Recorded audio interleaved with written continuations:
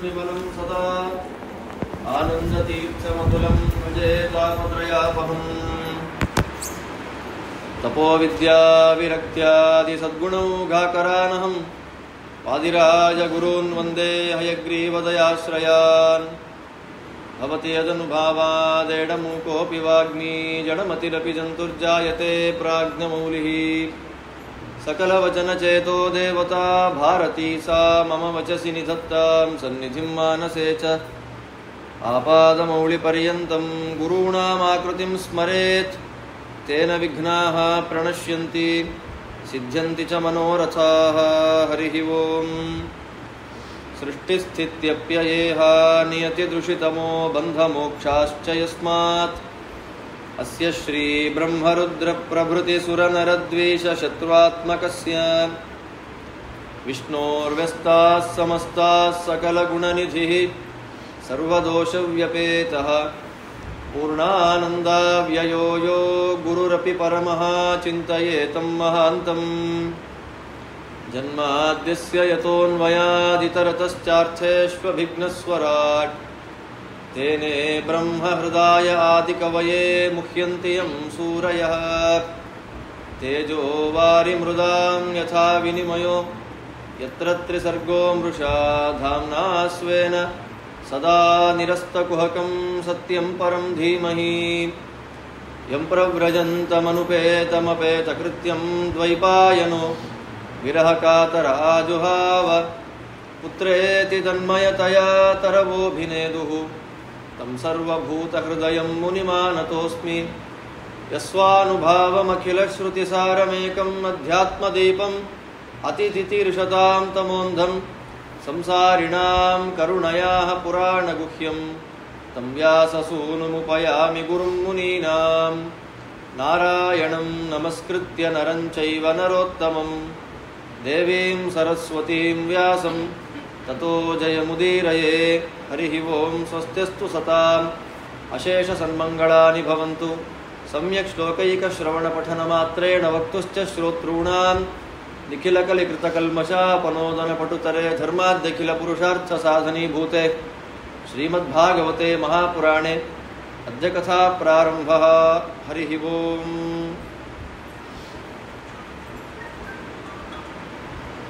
ಇವತ್ತು ಅಕ್ಷಯ ತೃತೀಯ. ಶ್ರೀಮದ್ ಭಾಗವತದ ವ್ಯಾಖ್ಯಾನವನ್ನು ರಚನೆ ಮಾಡಿದಂತಹ ಪೇಜಾವರ ಮಠದ ಪರಂಪರೆಯ ಶ್ರೇಷ್ಠ ಜ್ಞಾನಿಗಳಾದ ಕಣ್ವತೀರ್ಥದಲ್ಲಿ ವಾಸ ಮಾಡುವ ಶ್ರೀ ವಿಜಯಧ್ವಜ ತೀರ್ಥರ ಆರಾಧನೆ. ಎಷ್ಟೋ ಜನ ಗೊತ್ತೇ ಇಲ್ಲ ಅಂಥ ಮಹಾನುಭಾವರು. ಅವರು ಪದರತ್ನಾವಳಿ ಎನ್ನುವಂತಹ ವ್ಯಾಖ್ಯಾನವನ್ನು ಭಾಗವತಕ್ಕೆ ಬರೆದಿದ್ದಾರೆ. ಕಣ್ವತೀರ್ಥ ನೋಡಿದವರಿಗೆ ಗೊತ್ತಿರುತ್ತೆ. ಸಮುದ್ರ ತೀರ ಅಲ್ಲಿ ಗಾಳಿ ಬೀಸ್ತಾ ಇದೆ. ಅಶ್ವತ್ಥ ಮರದ ಕೆಳಗಡೆಯಲ್ಲಿ ಅವರು ಕೂತಿದ್ದಾರೆ. ಭಾಗವತಕ್ಕೆ ವ್ಯಾಖ್ಯಾನವನ್ನು ಬರೆಯುವಾಗ ಆ ಗಾಳಿ ಬಂದು ಮರ ಅಲ್ಲಾಡ್ಲಿಕ್ಕೆ ಶುರು ಮಾಡಿದಾಗ ವಿಜಯಧ್ವಜರು ಕೈ ಹೀಗೆ ಮೇಲೆ ಮಾಡಿದ್ರಷ್ಟೇ. ಮೇಲೆ ಮಾಡಿದ ತಕ್ಷಣ ಅವತ್ತು ಶಬ್ದ ಮಾಡೋದು ನಿಲ್ಲಿಸಿದ ಆ ಮರ ಇವತ್ತಿನ ತನಕ ಶಬ್ದ ಮಾಡ್ತಾ ಇಲ್ಲ. ಎಂಥ ತಪಸ್ಸು, ಎಂಥ ಮಹಿಮೆ ಅವರದ್ದು. ಅದು ನಮ್ಮೆಲ್ಲರ ಸೌಭಾಗ್ಯ. ಭಾಗವತದ ಅಕ್ಷರಗಳಿಗೆ ವ್ಯಾಖ್ಯಾನವನ್ನು ಮಾಡಿದ ಮಹಾಮಹಿಮರ ಆರಾಧನೆಯೆಂದೇ ಭಾಗವತವನ್ನು ಶ್ರವಣ ಮಾಡಲಿಕ್ಕೆ ಆರಂಭ ಮಾಡೋದು. ಇದು ನಾವು ಇಟ್ಟು ಬರುವಂತಹ ಮುಹೂರ್ತಗಳಲ್ಲ. ಹರಿವಾಯು ಗುರುಗಳಿಗೆ ಮನಸ್ಸಿಗೆ ಬಂದಾಗ, ದೈವ ಸಂಕಲ್ಪಕ್ಕೆ ಬಂದಾಗ ಸಿಗುವಂತಹ ದೊಡ್ಡ ಮುಹೂರ್ತಗಳಲ್ಲಿ ಇದು ಒಂದು ಅಂತ ನನ್ನ ವೈಯಕ್ತಿಕವಾದ ಅಭಿಪ್ರಾಯ. ಇಂಥ ದೃಷ್ಟಿಯಲ್ಲಿ ಪರಶುರಾಮ ದೇವರು ಅವತಾರ ಮಾಡಿದಂತಹ ಪರ್ವಕಾಲ ಅಕ್ಷಯ ತೃತೀಯ. ನಿನ್ನೆ ಆಗಿದೆ ಪರಶುರಾಮ ಜಯಂತಿ. ಎಲ್ಲ 4 ಪರ್ವಕಾಲಗಳ ಜೊತೆಯಲ್ಲೇ ಶ್ರೀಮದ್ ಭಾಗವತದ ಅನುಸಂಧಾನ. ಸಾಮಾನ್ಯವಾಗಿ ಭಾಗವತ ಅಂತ ಕೇಳಿದರೆ 1 ವಾರಗಳ ಕಾಲ ಮಾಡುವಂತಹ, ಪ್ರವಚನ ಮಾಡುವ ಒಂದು ಗ್ರಂಥ ವಿಶೇಷ ಅಂತ ಮಾತ್ರ ಎಲ್ಲ ಹೇಳ್ತಾರೆ. ಕಾಲ್ ಮಾಡಿದೆಯಾ? ಶಿಷ್ಯರಿಗೆ ಕೇಳ್ತಾರೆ. 200 ಜನ ಇದ್ದಾರೆ.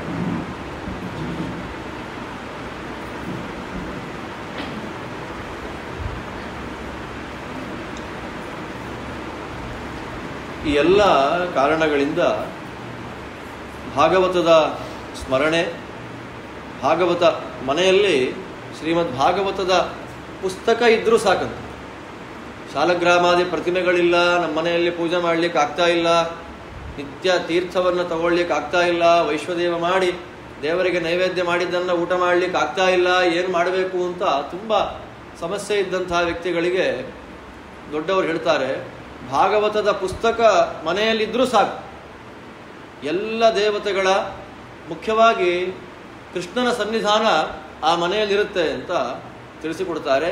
ಈ ಎಲ್ಲ ಕಾರಣಗಳಿಂದಲೇ ವಿಜಯಧ್ವಜರಿಂದ ಆರಂಭ ಮಾಡಿಕೊಂಡು ವಾದಿರಾಜಗುರು ಸಾರ್ವಭೌಮರೇ ಮೊದಲಾದ ಎಲ್ಲರೂ ಅವರು ಬೇಕಾದಷ್ಟು ಗ್ರಂಥಗಳನ್ನು ಬರೆದಿದ್ದಾರೆ. ಆ ಎಲ್ಲ ಗ್ರಂಥಗಳನ್ನು ಬರೆಯುವಾಗ ಆ ಗ್ರಂಥಗಳಲ್ಲಿ ಒಂದು ಗ್ರಂಥವನ್ನು ಭಾಗವತಕ್ಕೆ ಅಂತಲೇ ಮೀಸಲು ಮಾಡ್ತಾರೆ. ವಾದಿರಾಜ ಸ್ವಾಮಿಗಳ ಭಾಗವತಕ್ಕೆ ಸಂಬಂಧಪಟ್ಟ ಒಂದು ಗ್ರಂಥ ಅಂತ ಕೇಳಿದರೆ ಅದು ಎಲ್ಲ ಸ್ಕಂಧಗಳಲ್ಲಿ ಬರುವ ಕಥೆಗಳನ್ನು ಸಂಗ್ರಹ ಮಾಡ್ತಾರೆ. ಭಾಗವತದಲ್ಲಿ ಹೇಳಿದ ಕಥೆಗಳ ಸಂಗ್ರಹ ಅದು ವಾದಿರಾಜ ಸ್ವಾಮಿಗಳವರು ಅದನ್ನು ಮಾಡಿಕೊಟ್ಟಿದ್ದಾರೆ. ನಿತ್ಯ ಉಡುಪಿಯಲ್ಲಿ ಒಬ್ಬ ಬ್ರಾಹ್ಮಣ ದಶಮಸ್ಕಂಧವನ್ನು ಪೂರ್ಣ ಪಾರಾಯಣ ಮಾಡಿ ಊಟ ಮಾಡ್ತಾ ಇದ್ದ. ಸಂಕಲ್ಪ ಹೇಗಿರುತ್ತೆ ಅಂದರೆ, ನಮಗದು ಹರೇ ರಾಮ ಹರೇ ಕೃಷ್ಣ ಅಂತ ಹೇಳಿದೆ ಟಿಫನ್ ಊಟ ಮಾಡೋ ಜನ ಇವತ್ತು ನಾವು. ಅವತ್ತು ಇಡೀ ದಶಮಸ್ಕಂಧ 104 ಅಧ್ಯಾಯಗಳನ್ನು ಪಾರಾಯಣ ಮಾಡಿ ಆ ವ್ಯಕ್ತಿ ಊಟ ಮಾಡ್ತಾ ಇದ್ದ. ಪಾರಾಯಣ ಆಗೋ ತನಕ ಊಟ ಇಲ್ಲ. ಸಾಯಂಕಾಲ ಆಗಬಹುದು, ರಾತ್ರಿ ಆಗಬಹುದು, ಗೊತ್ತಿಲ್ಲ. ಒಟ್ಟಿನಲ್ಲಿ ಪ್ರತಿನಿತ್ಯ ದಶಮಸ್ಕಂಧದ ಪಾರಾಯಣವನ್ನು ಮಾಡಬೇಕು. ವಯಸ್ಸಾಯಿತು, ಪಾರಾಯಣ ಮಾಡೋದು ಬಹಳ ಕಷ್ಟ ಅಂತಾಯಿತು. ರಾಜರ ಹತ್ರ ಬರ್ತಾನೆ. ಉಡುಪಿಯಲ್ಲಿದ್ದರು ರಾಜರು. ಬಂದಾಗ ರಾಜರನ್ನು ಪ್ರಾರ್ಥನೆ ಮಾಡ್ತಾನೆ, ಸ್ವಾಮಿ, ದಶಮಸ್ಕಂಧವನ್ನು ನಾನು ಪಾರಾಯಣ ಮಾಡ್ತಾ ಇದ್ದೆ, ಈಗ ವಯಸ್ಸಾಗಿದೆ, ಪಾರಾಯಣ ಮಾಡಲಿಕ್ಕೆ ಆಗ್ತಾ ಇಲ್ಲ, ನಾ ಏನು ಮಾಡಬೇಕು ಅಂತ ರಾಜರನ್ನು ಕೇಳಿದ. ರಾಜರಂದರು, ನಾಳೆ ಬಾಪ ಅಂತ. ನಾಳೆ ಅವನು ಆ ವ್ಯಕ್ತಿ ಬ್ರಾಹ್ಮಣ ಹೋದದಕ್ಕೆ ಒಂದು ಕನ್ನಡದಲ್ಲಿ ಒಂದು ಪದ್ಯವನ್ನು ಬರ್ಕೊಟ್ಟು, ನೆನೆಬೇನ ಅನುದಿನ ನೀಲ ನೀರದ ವರ್ಣನ ಗುಣರನ್ನನ ಮುನಿಜನಪ್ರಿಯ ಮುದ್ದು ಉಡುಪಿನ ರಂಗನ ದಯಾಪಾಂಗನ ಅಂತ ಒಂದು ಕನ್ನಡದ ಪದ್ಯ. ಅದನ್ನು ನಿತ್ಯ ಪಾರಾಯಣ ಮಾಡಿದ್ರೆ ದಶಮಸ್ಕಂಧವನ್ನು ಪೂರ್ಣ ಪಾರಾಯಣ ಮಾಡಿದ ಫಲ. ಇವತ್ತಿಗೂ ಓದಿದೆ. ದಶಮಸ್ಕಂಧ ಪಾರಾಯಣವನ್ನು ಯಾರು ಮಾಡೋದಿಲ್ಲ, ಮಾಡಲಿಕ್ಕೆ ಆಗೋದಿಲ್ಲ, ಅವರೆಲ್ಲ ವಾದಿರಾಜ ಸ್ವಾಮಿಗಳವರ ಆ ಕೃತಿಯನ್ನು ಪಾರಾಯಣ ಮಾಡಿದರೆ ಪೂರ್ತಿ 10ನೇ ಸ್ಕಂದ ಕೃಷ್ಣ ಕಥೆಯನ್ನು ಪಾರಾಯಣ ಮಾಡಿದರೆ ಏನು ಫಲ ಬರುತ್ತೆ ಆ ಫಲ ಪೂರ್ತಿ ಬರುತ್ತೆ ಅಂತ ಹೇಳ್ತಾರೆ. ಮತ್ತಿನ್ನೊಂದು, ವಾದಿರಾಜರಿಗೆ ಅನೇಕರು ಭಕ್ತರು ಭಾಗವತದ ಮಹಿಮೆ ಹೇಳೋದು ಆರಂಭದಲ್ಲಿ. ಅವನ ಮನೆಯಲ್ಲಿ ಮದುವೆ ಆಗಬೇಕಾಗಿದೆ, ಜ್ಯೋತಿಷ್ಯರನ್ನು ಕೇಳ್ತಾನೆ. ಅವರಂದರು 2-3 ಫಲ. ಜ್ಯೋತಿಷ್ಕರಲ್ಲಿ ಏನೇ ಫಲ ಹೇಳಿದ್ರು ಒಂದು ಭಾಗವತಕ್ಕೆ ರಿಲೇಟೆಡ್ ಆಗಿ ಫಲವನ್ನು ಹೇಳ್ತಾರೆ. ಮನೆಯಲ್ಲಿ ಏನಾದರೂ ಶ್ರಾದ್ದಗಳಲ್ಲಿ ಲೋಪ ಏನಾದರೂ ಆದರೆ ಭಾಗವತ ಪಾರಾಯಣ ಮಾಡಿಸಿ, ಭಾಗವತ ಪ್ರವಚನ ಮಾಡಿಸಿ ಅಂತ ಆರಂಭದಲ್ಲಿ ಹೇಳ್ತಾರೆ. ಮನೆಯಲ್ಲಿ ಟೈಮಿಗೆ ಸರಿಯಾಗಿ ಮದುವೆ ಆಗ್ತಾ ಇಲ್ಲ ಹುಡುಗ ಹುಡುಗಿಗೆ ಅಂದರೆ ಮೊದಲು ಹೇಳೋದೆ ಕೃಷ್ಣ ಮದುವೆ ಆದ 8 ಹುಡುಗಿಯರ ಕಥೆಗಳನ್ನು ಕೇಳಿ ಅಂತ. ಹಾಗೊಬ್ಬ ಬ್ರಾಹ್ಮಣ ಬಂದು ವಾದಿರಾಜರನ್ನು ಕೇಳ್ತಾನೆ, ಕೃಷ್ಣ ಕಲ್ಯಾಣ ಮಾಡಿಕೊಂಡಲ್ಲ, ಆ ಮದುವೆಯ ಕಥೆಯನ್ನೆಲ್ಲ ನಾನು ಕೇಳಬೇಕು, ಅದಕ್ಕೆ ಅನುಕೂಲ ಮಾಡಿಕೊಡಿ ಅಂತ ವಾದಿರಾಜ ಸ್ವಾಮಿಗಳನ್ನು ಆ ಬ್ರಾಹ್ಮಣ ಬಂದು ಪ್ರಾರ್ಥನೆ ಮಾಡಿದ್ದಕ್ಕೆ ವಾದಿರಾಜರು ಅದಕ್ಕೊಂದು ಸ್ತೋತ್ರ ಬರ್ಕೊಟ್ರು. ಅಷ್ಟಮಹಿಷಿಯುಕ್ತ ಕೃಷ್ಣ ಸ್ತೋತ್ರ ಅಂತ 8 ಶ್ಲೋಕ ಅದು. ಆ 8 ಶ್ಲೋಕಗಳನ್ನು ಪಾರಾಯಣ ಮಾಡಿಬಿಟ್ರೆ ಸಾಕು, ಮನೆಯಲ್ಲಿ ವಿವಾಹಾದಿಗಳಿಗೆ ಏನು ದೋಷ ಇರುತ್ತೆ ಆ ಎಲ್ಲ ದೋಷಗಳು ಪರಿಹಾರ ಆಗುತ್ತೆ ಅಂತ ನಂಬಿದವರು ಅದನ್ನು ಹೇಳ್ತಾರೆ. ಇನ್ನು ರುಕ್ಮಿಣೀಶ ವಿಜಯ ನಮಗೆಲ್ಲ ಗೊತ್ತಿರುವಂಥದ್ದೇ. ಲಕ್ಷ್ಮೀ ಶೋಭಾನಿ ಮೊದಲಾದ ಪದ್ಯಗಳಲ್ಲಿ ಭಗವಂತನ ಸರ್ವೋತ್ತಮತ್ವವನ್ನು ತುಂಬ ಸುಂದರವಾಗಿ ಪ್ರತಿಪಾದನೆಯನ್ನು ಮಾಡ್ತಾರೆ ವಾದಿರಾಜ ಸ್ವಾಮಿಗಳವರು. ಈ ದೃಷ್ಟಿಯಲ್ಲಿ ಭಾಗವತಕ್ಕೆ ತುಂಬ ಮಹತ್ವವನ್ನು ಕೊಟ್ಟಂತಹ ಒಂದು ಕ್ಷೇತ್ರ ಅದು ನಮ್ಮ ರೂಪ್ಯಪೀಠಪುರ ಉಡುಪಿ. ಸುತ್ತಮುತ್ತ ಇದ್ದಂತಹ ಎಲ್ಲ ಜ್ಞಾನಿಗಳು, 100 ಜನ ಅಷ್ಟಮಠದ ಯತಿಗಳು, ಅಲ್ಲದೆ ಬೇರೆ ಬೇರೆ ಯತಿಗಳು ಈ ಕ್ಷೇತ್ರದಲ್ಲಿ ಬಂದು ಕೃಷ್ಣನಿಗೆ ಪ್ರೀತಿಯಾಗುವಂತೆ ಭಾಗವತದ ಪ್ರವಚನವನ್ನು, ಪಾರಾಯಣವನ್ನು, ಯಜ್ಞವನ್ನು ಎಲ್ಲವನ್ನು ಮಾಡಿ ಹೋಗಿದ್ದಾರೆ. ಅಂತಹ ಭಾಗವತವನ್ನು ಒಂದು ಅಕ್ಷರವನ್ನಾದರೂ ನಾವು ಕಿವಿಯಲ್ಲಿ ಕೇಳೋದ್ರಿಂದ ಬರುವ ಫಲ, ಕೂತಲ್ಲೇ 1,000 ಗೋದಾನವನ್ನು ಮಾಡೋದ್ರಿಂದ ಏನು ಫಲ ಬರುತ್ತೆ ಆ ಫಲ ಒಂದು ಅಕ್ಷರ ಭಾಗವತವನ್ನು ಶ್ರವಣ ಮಾಡೋದ್ರಿಂದ ಬರುತ್ತೆ. ಶ್ಲೋಕಾರ್ಧಂ ಶ್ಲೋಕಪಾದಂ ವಾ ನಿತ್ಯಂ ಭಾಗವತೋದ್ಭವಂ ಪಠೇತ್ ಶೃಣೋತಿ ಯೋ ಭಕ್ತ್ಯ ಗೋ ಸಹಸ್ರ ಫಲಂ ಲಭೇತ್. 1,000 ಗೋದಾನವನ್ನು ಮಾಡಲಿಕ್ಕಾಗೋದಿಲ್ಲ, ಶುದ್ಧವಾದ ಒಂದು ಗೋವನ್ನು ದಾನ ಮಾಡಲಿಕ್ಕೆ ನಮಗಾಗೋದಿಲ್ಲ. ಹಾಗಿರುವಾಗ ಭಕ್ತಿಯಿಂದ ಭಾಗವತವನ್ನು ಕೇಳಿಬಿಟ್ರೆ 1000 ಗೋದಾನವನ್ನು ಮಾಡಿದ ಫಲವನ್ನು ಭಗವಂತ ನಮಗೆ ಕೊಡ್ತಾ ಇದ್ದಾನೆ. ಅಂತಹ ಭಾಗವತದ ಒಂದು ಶ್ರವಣ ಯಜ್ಞ ಇವತ್ತಿಂದ 1 ವಾರಗಳ ಕಾಲ ಈ ಮನೆಯಲ್ಲಿ ನಡೀತಾ ಇದೆ. ಯಾವ ಸಂಕಲ್ಪ ಇಟ್ಟುಕೊಂಡು ಇವರು ಮಾಡ್ತಾ ಇದ್ದಾರೆ, ಆ ಎಲ್ಲ ಸಂಕಲ್ಪವನ್ನು ಹರಿಗುರುಗಳು ಪೂರ್ಣ ಮಾಡಲಿ. ಇಲ್ಲಿ ಭಾಗವತ ಮಾಡಿಸಿದ ಪರಿಪೂರ್ಣವಾದ ಫಲವನ್ನು ಅವರು ಕೊಡಲಿ. ಮಧ್ಯದಲ್ಲಿ ಬರಬಹುದಾದ ಎಲ್ಲ ವಿಘ್ನಗಳನ್ನು ಕೂಡ ವಿಶ್ವಂಭರ ಮಹಾಗಣಪತಿಯ ಅಂತರ್ಗತನಾದ ವಿಶ್ವಂಭರ ಪರಿಹಾರ ಮಾಡಲಿ. ಹೇರಂಬ ಕುಂಭ ಲಸಿತಾಮರ ಕುಂಕುಮಾಂಕ ಮಾರಾರಿಪುತ್ರ ಕರಿವಕ್ತ್ರ ಪವಿತ್ರಗಾತ್ರ ಕಾರುಣ್ಯರೂಪ ಸುಕಲಾಪ ಮಹಾಪ್ರತಾಪ ಪ್ರಾರಬ್ಧ ಕಾರ್ಯಂ ಉರುಧೈರ್ಯ ಭವೇದ ವಿಘ್ನಂ ಅನ್ನುವಂತಹ ವಾದಿರಾಜ ಸ್ವಾಮಿಗಳವರ ಮಾತು, ಗಣಪತಿಯ ಪ್ರಾರ್ಥನೆ, ಅದು ನಿರ್ವಿಘ್ನವಾಗಿ ಭಾಗವತ ಇಲ್ಲಿ ನಡೆದು ದೇವತೆಗಳ ಸನ್ನಿಧಾನ ಇಲ್ಲಿ ಬರುವಂತಾಗಲಿ ಅಂತ ಭಕ್ತಿಯಿಂದ ಪ್ರಾರ್ಥನೆಯನ್ನು ಮಾಡ್ಕೊಳ್ತಾ, ಎಲ್ಲಿ ಭಾಗವತ ನಡೆಯುತ್ತೆ ಅಲ್ಲಿ ನಾವೆಲ್ಲ ಬಂದು ಕೂಡ್ತೇವೆ. ಇಂಟ್ರೆಸ್ಟ್ ಇರೋ ತನಕ ಚೆನ್ನಾಗಿ ಕೂತಿರ್ತೇವೆ. ಸ್ವಲ್ಪ ಇಂಟ್ರೆಸ್ಟ್ ಕಡಿಮೆ ಆಯಿತು ಅಂದಾಗ ಕಣ್ಣೆಲ್ಲ ಕೂರ್ಲಿಕ್ಕೆ ಶುರುವಾಗ್ತದೆ. ಮನುಷ್ಯರ ಸಹಜವಾದ ಸ್ವಭಾವ. ಅಯ್ಯೋ ಬಂದಿದ್ದೇವೆ, ಎದ್ದೋಗ್ಲಿಕ್ಕೆ ಆಗೋದಿಲ್ಲ, ಮಧ್ಯದಲ್ಲಿ 2 hours ಅಂತ ಹೇಳಿಬಿಟ್ಟಿದ್ದಾರೆ, ಸ್ವಲ್ಪ ಕಡಿಮೆ ಮಾಡಲಿಕ್ಕಾಗಲ್ವಾ? ಹಾಗೆಲ್ಲ ಮನಸ್ಸಿನಲ್ಲಿ ವಿಚಿತ್ರವಾದ ಭಾವನೆಗಳು ಬರಲಿಕ್ಕೆ ಶುರುವಾಗ್ತದೆ ಅಲ್ವಾ? ಮನುಷ್ಯರ ಸ್ವಭಾವನೆ ಅದು. ನಮಗೆಲ್ಲ ಒಂದು ಆಸನದಲ್ಲಿ 1 hour ನಮ್ಗೆ ಕರೆಕ್ಟಾಗಿ ಕೊಡ್ಲಿಕ್ಕೆ ಆಗೋದಿಲ್ಲ. ಹಾಗಿರುವಾಗ 2 ಗಂಟೆ ಭಾಗವತ, 2.5, 3 ಗಂಟೆ ಎಲ್ಲ ಬಹಳ ಕಷ್ಟ ಸಾಧ್ಯವಾದಂಥ ತಪಸ್ಸು. ದಕ್ಷಿಣೆ ಕೊಟ್ಟು, ದಾನ ಕೊಟ್ಟು, 100 ಜನಕ್ಕೆ ಊಟ ಹಾಕಿ, ಯಜ್ಞ ಮಾಡಿ, ಎಲ್ಲ ಮಾಡಿ ದೊಡ್ಡ ಯಜ್ಞಗಳನ್ನು ಮಾಡಿದರೆ ಬರುವಂಥ ಫಲ ಎಷ್ಟು ಕೊನೆಗೆ ಅಂದರೆ ಇಷ್ಟೇ. 1 ಲಕ್ಷ ರೂಪಾಯಿ ಉದಾಹರಣೆ ಕೊಟ್ಟಿತ್ತು. 1 ಲಕ್ಷ ರೂಪಾಯಿ ಖರ್ಚು ಮಾಡಿ ದೊಡ್ಡ ಯಜ್ಞ ಮಾಡಿದರೆ ನೀವು, ಆ ಯಜ್ಞ ಮಾಡಿದ್ದಕ್ಕೆ ಬಂದ ಫಲ ಎಷ್ಟು ಅಂತಂದರೆ 1 ಪೈಸೆ. ನಾನು 1 ರೂಪಾಯಿ ಹೇಳಲ್ಲ, 1 ಪೈಸೆಯಷ್ಟು ಪುಣ್ಯ ಫಲ ಬಂತು. ಕಾರಣ ಯಾಕೆ ಅಂದರೆ ತುಪ್ಪ, ಯಾವ ತುಪ್ಪ ಗೊತ್ತಿಲ್ಲ, ಕ್ಷೇತ್ರ ಯಾವ ಕ್ಷೇತ್ರ ಗೊತ್ತಿಲ್ಲ. ಪುರೋಹಿತರು ಬರ್ತಾರೆ, ಅವ್ರಿಗೆ ನಿಮಗೆ ಮಂತ್ರ ಗೊತ್ತಾ, ಮಂತ್ರ ಅರ್ಥ ಗೊತ್ತಾ ಕೇಳಲಿಕ್ಕಾಗೋದಿಲ್ಲ. ಮಂತ್ರಾರ್ಥಗಳ ಜ್ಞಾನ ಗೊತ್ತಿರಬೇಕು, ಋಷಿಗಳ ಮಹತ್ವ ಗೊತ್ತಿರಬೇಕು, ದೇವತೆಗಳ ಜ್ಞಾನ ಇರಬೇಕು, ಆ ಮಂತ್ರ ಎಲ್ಲಿಂದ ಬಂತು ಅಂತ ಗೊತ್ತಿರಬೇಕು, ಮಂತ್ರ ಯಾರನ್ನ ಪ್ರತಿಪಾದನೆ ಮಾಡ್ತಾ ಇದೆ ಅಂತ ಗೊತ್ತಿರಬೇಕು. ಅದು ಯಾವುದೂ ಗೊತ್ತಿಲ್ಲದೆ ಅಗ್ನಿಗಾಹುತಿಯನ್ನು ಕೊಟ್ಟರೆ ಏನು ಫಲ ಬರುತ್ತೆ?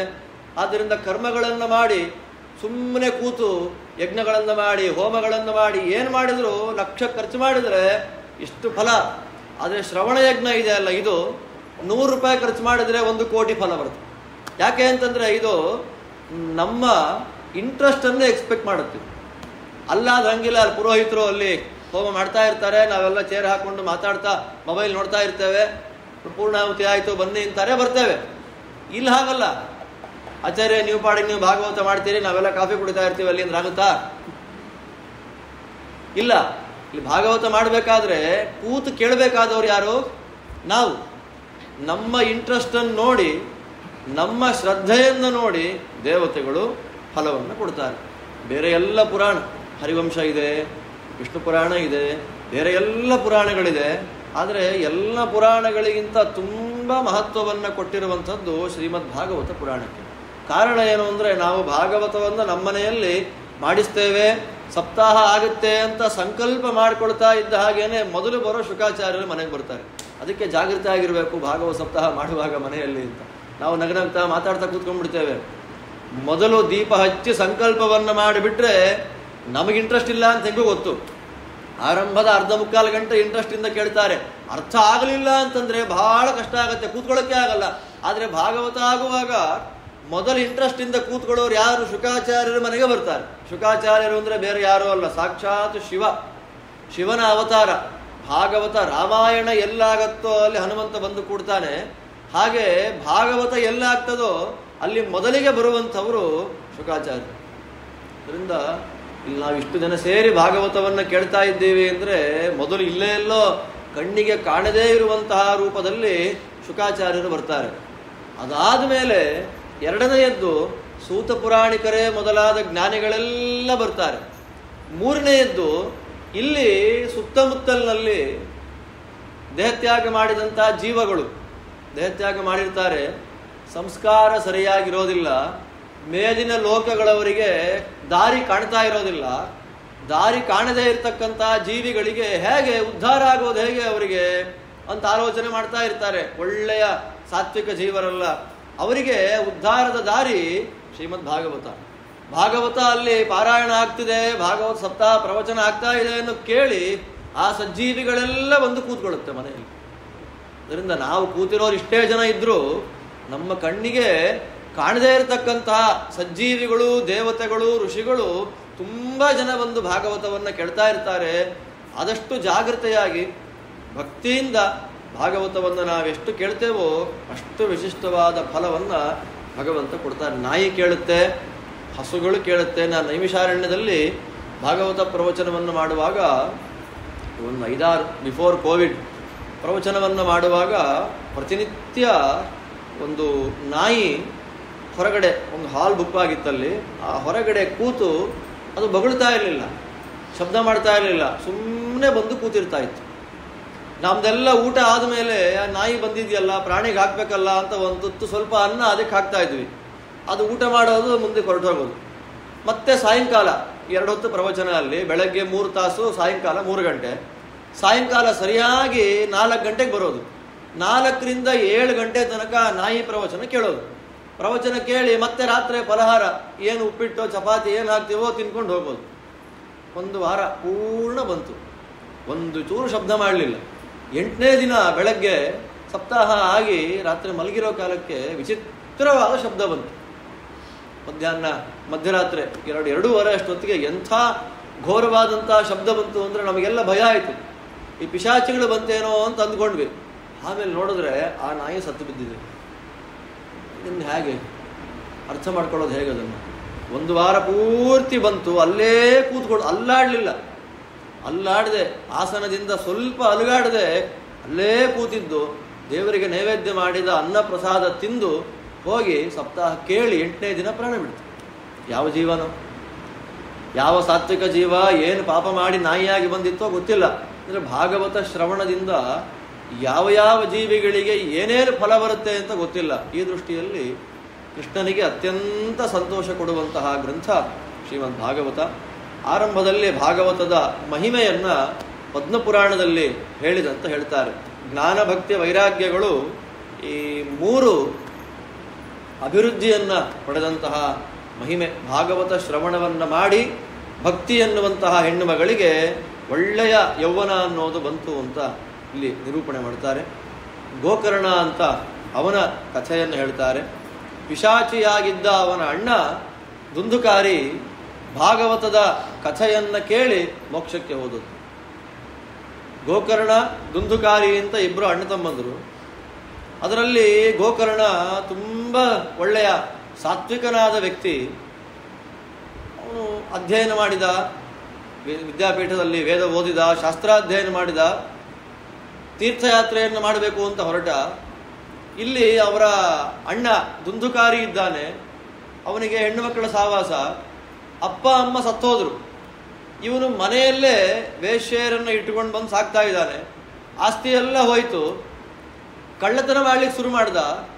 ಅವಾಗ ಅವರಂತಾರೆ, ಸ್ವಲ್ಪ ದಿನ ಆದಮೇಲೆ ನಮ್ಮ ಬಂಗಾರವನ್ನು ಮಾರ್ತಾನೆ, ಅದಕ್ಕೆ ಇವನು ಬದುಕಿರೋದೇ ಬೇಡ, ಇರೋ ಬಂಗಾರ ನಾವು ತಗೊಂಡು ಓಡ್ ಹೋಗೋಣ, ಬಿಟ್ಟೋಗೋಣ ಇವನ್ನ ಅಂತ. ಆ ಕೆಲವರು ವೇಶ್ಯೆಯರು ಮಾತಾಡ್ತಾರೆ, ಬಿಟ್ಟೋಗೋದು ಹೇಗೆ, ಹಿಡಿದು ಬಿಟ್ರೆ ಏನು ಮಾಡೋದು ಅಂದಾಗ, ರಾತ್ರಿ ಮಲಗಿರ್ತಾನಲ್ಲ, ಸುಡುವ ಒಂದು ಕೆಂಡವನ್ನು ಅವನ ಮೈ ಮೇಲೆ, ಮುಖದ ಮೇಲೆ ಹಾಕಿ ಕೊಂದು ಹೋಗ್ಬಿಡೋಣ.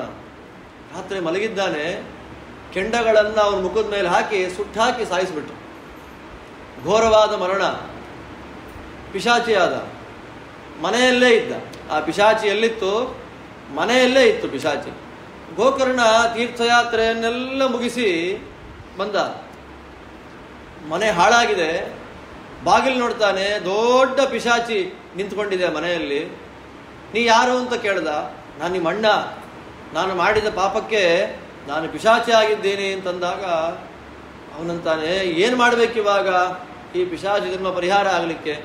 ಏನಾದ್ರು ಮಾಡಪ್ಪ, ನನಗೆ ನೀರು ಕುಡಿಲಿಕ್ಕಾಗೋದಿಲ್ಲ, ನಿಂತ್ಕೊಳ್ಳಿಕ್ಕೆ ತುಂಬ ಹಸಿವಾಗುತ್ತೆ, ತಿನ್ನೋ ಹಾಗಿಲ್ಲ, ತುಂಬ ಬಾಯಾರಿಕೆ ಆಗ್ತದೆ, ನೀರು ಕುಡಿಲಿಕ್ಕಿಲ್ಲ, ಏನು ಮಾಡಬೇಕು ಅಂತ ನನಗೆ ಗೊತ್ತಾಗ್ತಾ ಇಲ್ಲ, ಏನು ಮಾಡಲಿ ಅಂತ ಕೇಳಿದ್ದಕ್ಕೆ ಅವನಂದ, ಏನಾದರೂ ವ್ಯವಸ್ಥೆ ಮಾಡ್ತೀನಿ ಅಂತ ಎಲ್ಲ ಬ್ರಾಹ್ಮಣರನ್ನ ಜ್ಞಾನಿಗಳನ್ನು ಕೇಳ್ತಾನೆ.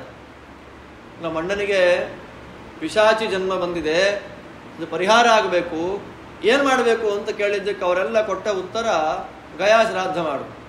ಆಗಲಿ, ಗಯಾದಲ್ಲಿ ಶ್ರಾದ್ದ ಮಾಡ್ತೀನಿ. ದುಂದುಕಾರಿ ಹೇಳ್ತಾನೆ, ನಾನು ಮಾಡಿರೋ ಪಾಪ ಎಷ್ಟಿದೆ ಅಂದರೆ, ಗಯಾದಲ್ಲಿ ಒಂದು ಶ್ರಾದ್ದ ಅಲ್ಲ 100 ಶ್ರಾದ್ದ ಮಾಡಿದರೂ ನನ್ನ ಪಾಪ ಪರಿಹಾರ ಆಗ. ಬೇರೆ ಏನಾದರೂ ಉಪಾಯ ಮಾಡು. ಬೇರೆ ಉಪಾಯ ಏನು ಮಾಡೋದು?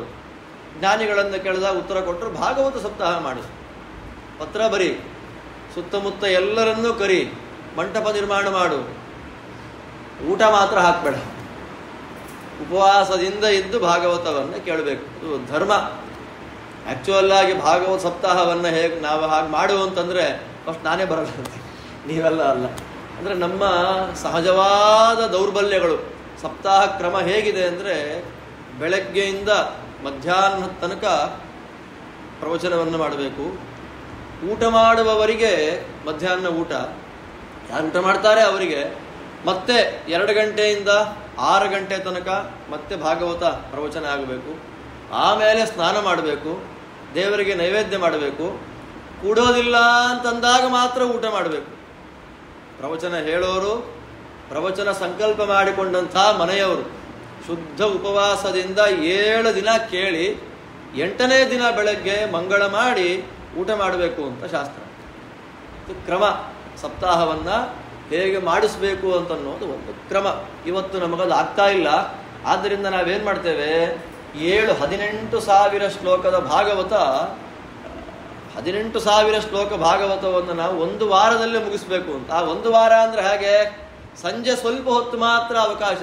ನೀವು 2 ಗಂಟೆ ಮಾಡಿ ಅಂತಂದ್ರಿ, ಮತ್ತು ಆಚಾರ್ಯ ನಮ್ಗೆ ಟೈಮ್ ಇಲ್ಲ, 45 ಮಿನಿಟ್ಸಿಗೆ ಮಾಡೋಕ್ಕಾಗತ್ತಾ ಅಂತ, ಅರ್ಧ ಗಂಟೆಗೆ ಮಾಡೋಕ್ಕಾಗತ್ತಾ ಭಾಗವತ, 10 ನಿಮಿಷ ಮಾಡ್ಲಿಕ್ಕಾಗತ್ತ, ಹಾಗೆಲ್ಲ ಕೇಳ್ತಾರೆ.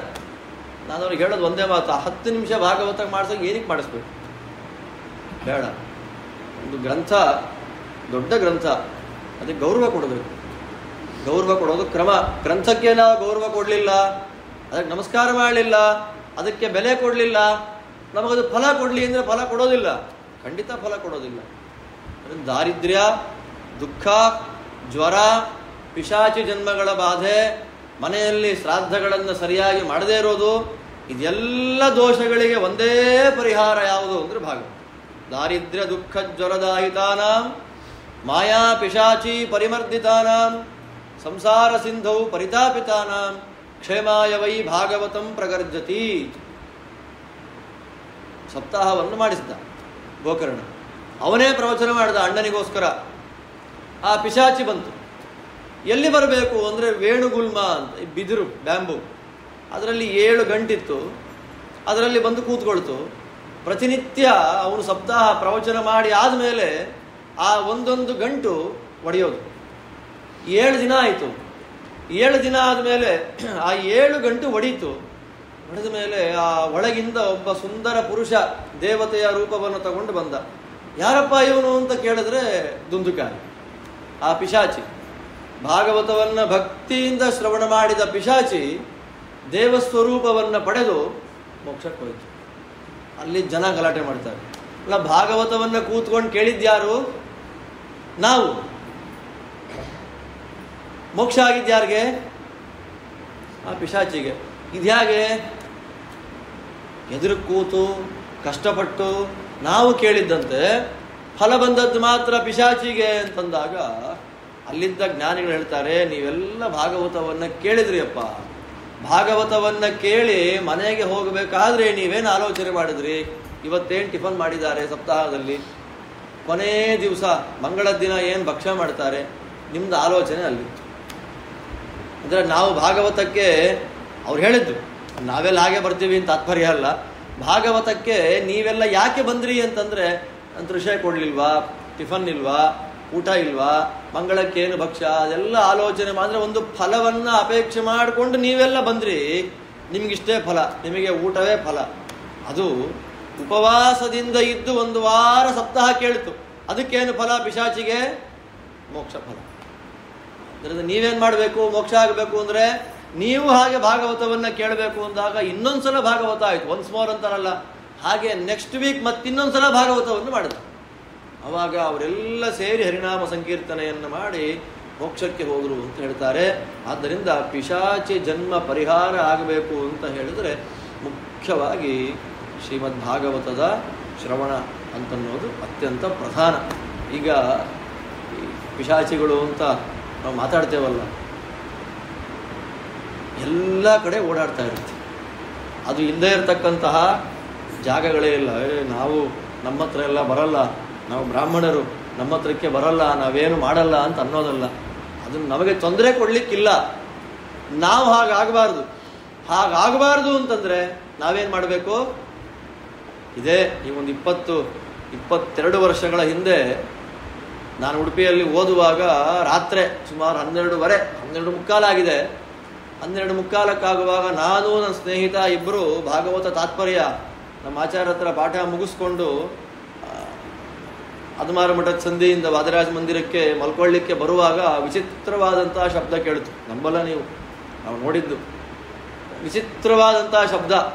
ಏನು ಶಬ್ದ ಅಂತ ನೋಡಿದ್ರೆ, ಕಟ್ಟಿಗೆ ರಥದ ಮೇಲೆ ಒಂದು ಕಾಲು, ಕಾಣಿಯೂರು ಮಠದ ಮೇಲೆ ಒಂದು ಕಾಲು ಹಾಕಿ ಸರೋವರದಲ್ಲಿ ನೀರು ಕುಡಿಯೋದನ್ನು ನಾವು ನೋಡಿದ್ವಿ.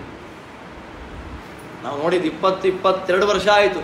ನೀವು 2000 ಅದಮಾರ ಪರ್ಯಾಯ ಮುಗಿದ ಮೇಲೆ ಅಂತ ಕಾಣುತ್ತೆ. 2005 or 6 ಇರಬೇಕು, 2004 or 5-6 ಅಲ್ಲೇ.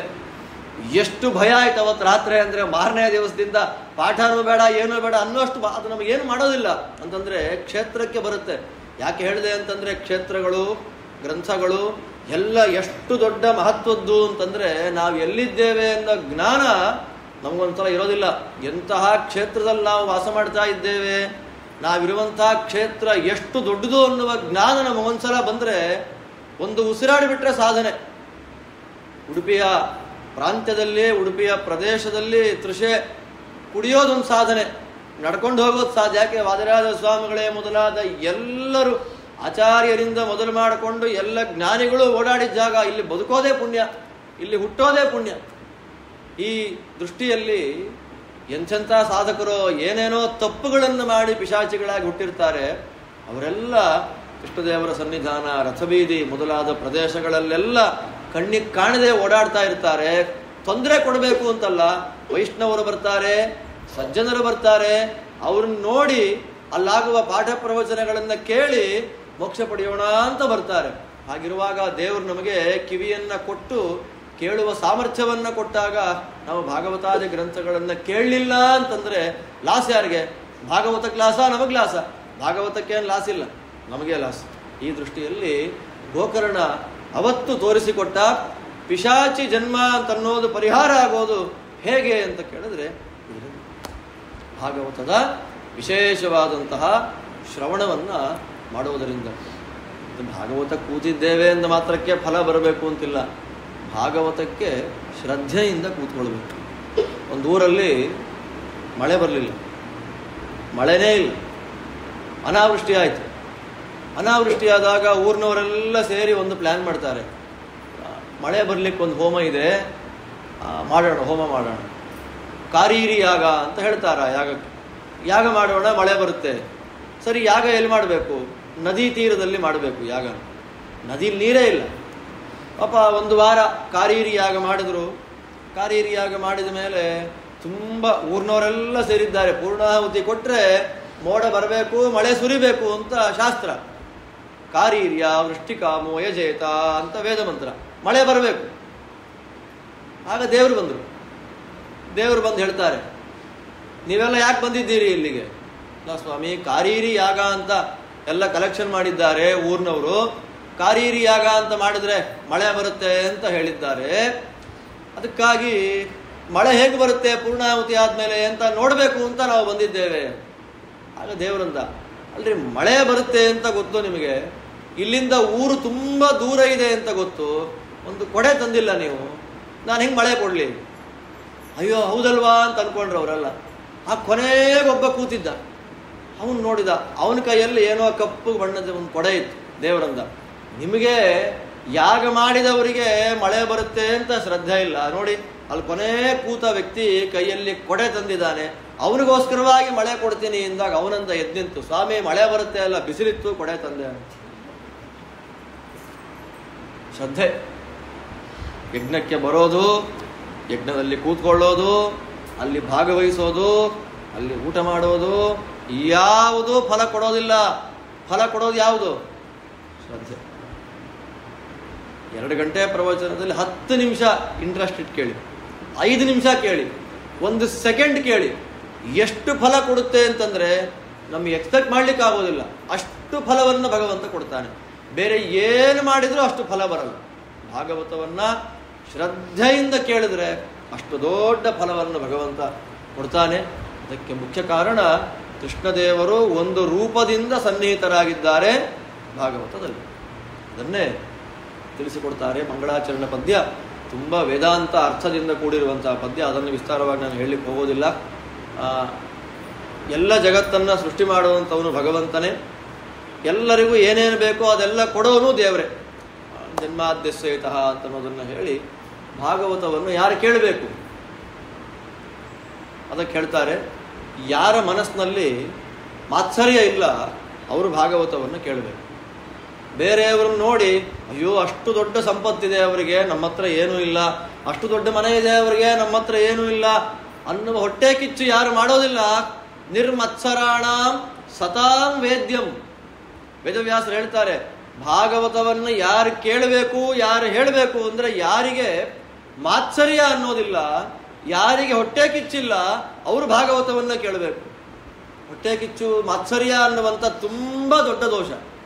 ಆಚಾರ್ಯರು ಈ ಶ್ಲೋಕಕ್ಕೆ ವ್ಯಾಖ್ಯಾನ ಮಾಡುವಾಗ ಹೇಳ್ತಾರೆ, ಬೇರೆಯವರ ಮೇಲೆ ನಾವು ಏನಾದರೂ ಸ್ವಲ್ಪ ಹೊಟ್ಟೆ ಕಿಚ್ಚನ್ನು ಮಾಡಿದರೆ ದೇವರು ಏನ್ ಮಾಡ್ತಾನೆ, ನಮ್ಮಲ್ಲಿರುವ ಗುಣಗಳನ್ನೇ ಕಿತ್ತಾಕ್ಬಿಡ್ತಾನೆ.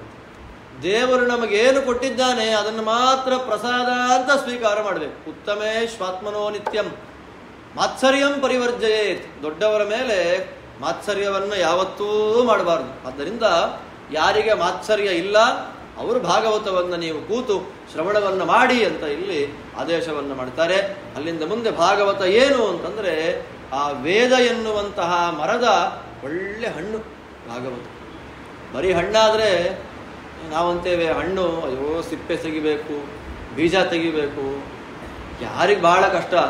ಅದಕ್ಕೆ ವೇದವ್ಯಾಸರಂತಾರೆ, ನೀವು ಸಿಪ್ಪೆನೂ ತೆಗಿಬೇಡಿ, ಬೀಜನೂ ಬಿಡಿಸಬೇಡಿ, ಆ ಸೋಳೆಗಳನ್ನು ಇದು ಮಾಡಬೇಡಿ, ನಾನೇ ನಿಮಗೆ ಎಲ್ಲ ತೆಗೆದು ಜ್ಯೂಸ್ ಮಾಡಿ ಕೊಟ್ಟಿದ್ದೇನೆ, ಕುಡೀರಿ. ಅಷ್ಟಾದರೂ ನಾವು ಕುಡಿಯೋಣ. ನಿಗಮ ಕಲ್ಪತರೋರ್ ಗಲಿತಂ ಫಲಂ ಶುಕಮುಖಾದ್ ಅಮೃತ ದ್ರವ ಸಂಯುತಂ ಪಿಬತ ಭಾಗವತಂ ರಸಂ. ಎಲ್ಲ ಹಣ್ಣುಗಳು ತುಂಬ ಸುಲಭ. ಈ ಕಿತ್ತಳೆ ಅದೆಲ್ಲ, ಈ ದಾಳಿಂಬೆ ಮೂಸಂಬಿ ಎಲ್ಲ ಕೊಟ್ಬಿಟ್ರೆ ಅಲ್ಲೇ ಬಿಟ್ಟು ಹೋಗ್ಬಿಡ್ತೀವಿ. ಯಾರು ತೆಗಿಬೇಕು ಅದನ್ನು ಕ್ಲೀನಾಗಿ ತೆಗೆದು ಮಾಡಿ ಅಲ್ವಾ. ಭಾಗವತ ಇನ್ನು ಹಲಸು ಕೊಟ್ಬಿಟ್ರೆ ಆಗೋಯ್ತೀರಿ, ಬೇಡ ಬೇಡ ಅಂತ. ಈ ದೃಷ್ಟಿಯಲ್ಲಿ ಹಣ್ಣುಗಳು ಬಹಳ ಗಟ್ಟಿಯಾಗಿದೆ, ತೆಗೆದು ಸೋಳೆಗಳನ್ನು ಬಿಡಿಸಿ ಮಾಡಿ ತಿನ್ನೋದು ಬಹಳ ಕಷ್ಟ ಅಂತ ವೇದವ್ಯಾಸರು ಏನ್ ಮಾಡಿದ್ದಾರೆ, ತೆಗೆದು ಬಿಡಿಸಿ ಕ್ಲೀನ್ ಮಾಡಿ ಕೊಟ್ಟಿದ್ದಲ್ಲ, ಜ್ಯೂಸ್ ಮಾಡಿ ಕೊಟ್ಟಿದ್ದಾರೆ, ಕುಡೀರಪ್ಪ ಅಂತ ಕೊಡ್ತಾರೆ. ನಮ್ಗೆ ಅದು ಕುಡಿದಕ್ಕೆ ಸೋಂಬೇರ್ತನ ಮಾಡಬಾರ್ದು. ನಿಗಮ ಕಲ್ಪತೋ ಗಲಿತಂ ಫಲಂ ಶುಕಮುಖಾದ್ ಅಮೃತ ದ್ರವ ಸಂಯುತಂ ಪಿಬತ ಭಾಗವತಂ ರಸಂ ಆಲಯಂ ಮುಹುರಹೋ ರಸಿಕಾಹ ಭುವಿ ಭಾವುಕಾಹ ಅಂತ ಹೇಳಿ ಅಲ್ಲಿಂದ ಇನ್ನು ಮುಂದಕ್ಕೆ ಪ್ರವೇಶ ಮಾಡ್ತಾರೆ. ಭಾಗವತವನ್ನು ಎಲ್ಲಿ ಹೇಳಿದರು, ಯಾರು ಹೇಳಿದರು, ಯಾವಾಗ ಹೇಳಿದರು ಪ್ರಶ್ನೆ. ನೈಮಿಷಾರಣ್ಯ ಅಂತ ಒಂದು ಕ್ಷೇತ್ರ, ಅದು ಅರಣ್ಯ. ಒಟ್ಟು ನಮ್ಮ ದೇಶದಲ್ಲಿ ಸ್ವಯಂ ವ್ಯಕ್ತ ಕ್ಷೇತ್ರಗಳು ಅಂತ ಇದೆ. ಸ್ವಯಂ ವ್ಯಕ್ತ ಕ್ಷೇತ್ರ ಅಂದರೆ ಯಾರೂ ಪ್ರತಿಷ್ಠೆ ಮಾಡಿದ್ದಲ್ಲ, ದೇವರೇ ಸನ್ನಿಹಿತನಾಗಿರುವಂತಹ ಕ್ಷೇತ್ರ. ಒಟ್ಟು 8 ಕ್ಷೇತ್ರಗಳಿದೆ. ಒಂದು ಶ್ರೀರಂಗ ಕ್ಷೇತ್ರ, ಮೊದಲನೇ ಕ್ಷೇತ್ರ. ರಾಮದೇವರ ಕುಲದೇವರು.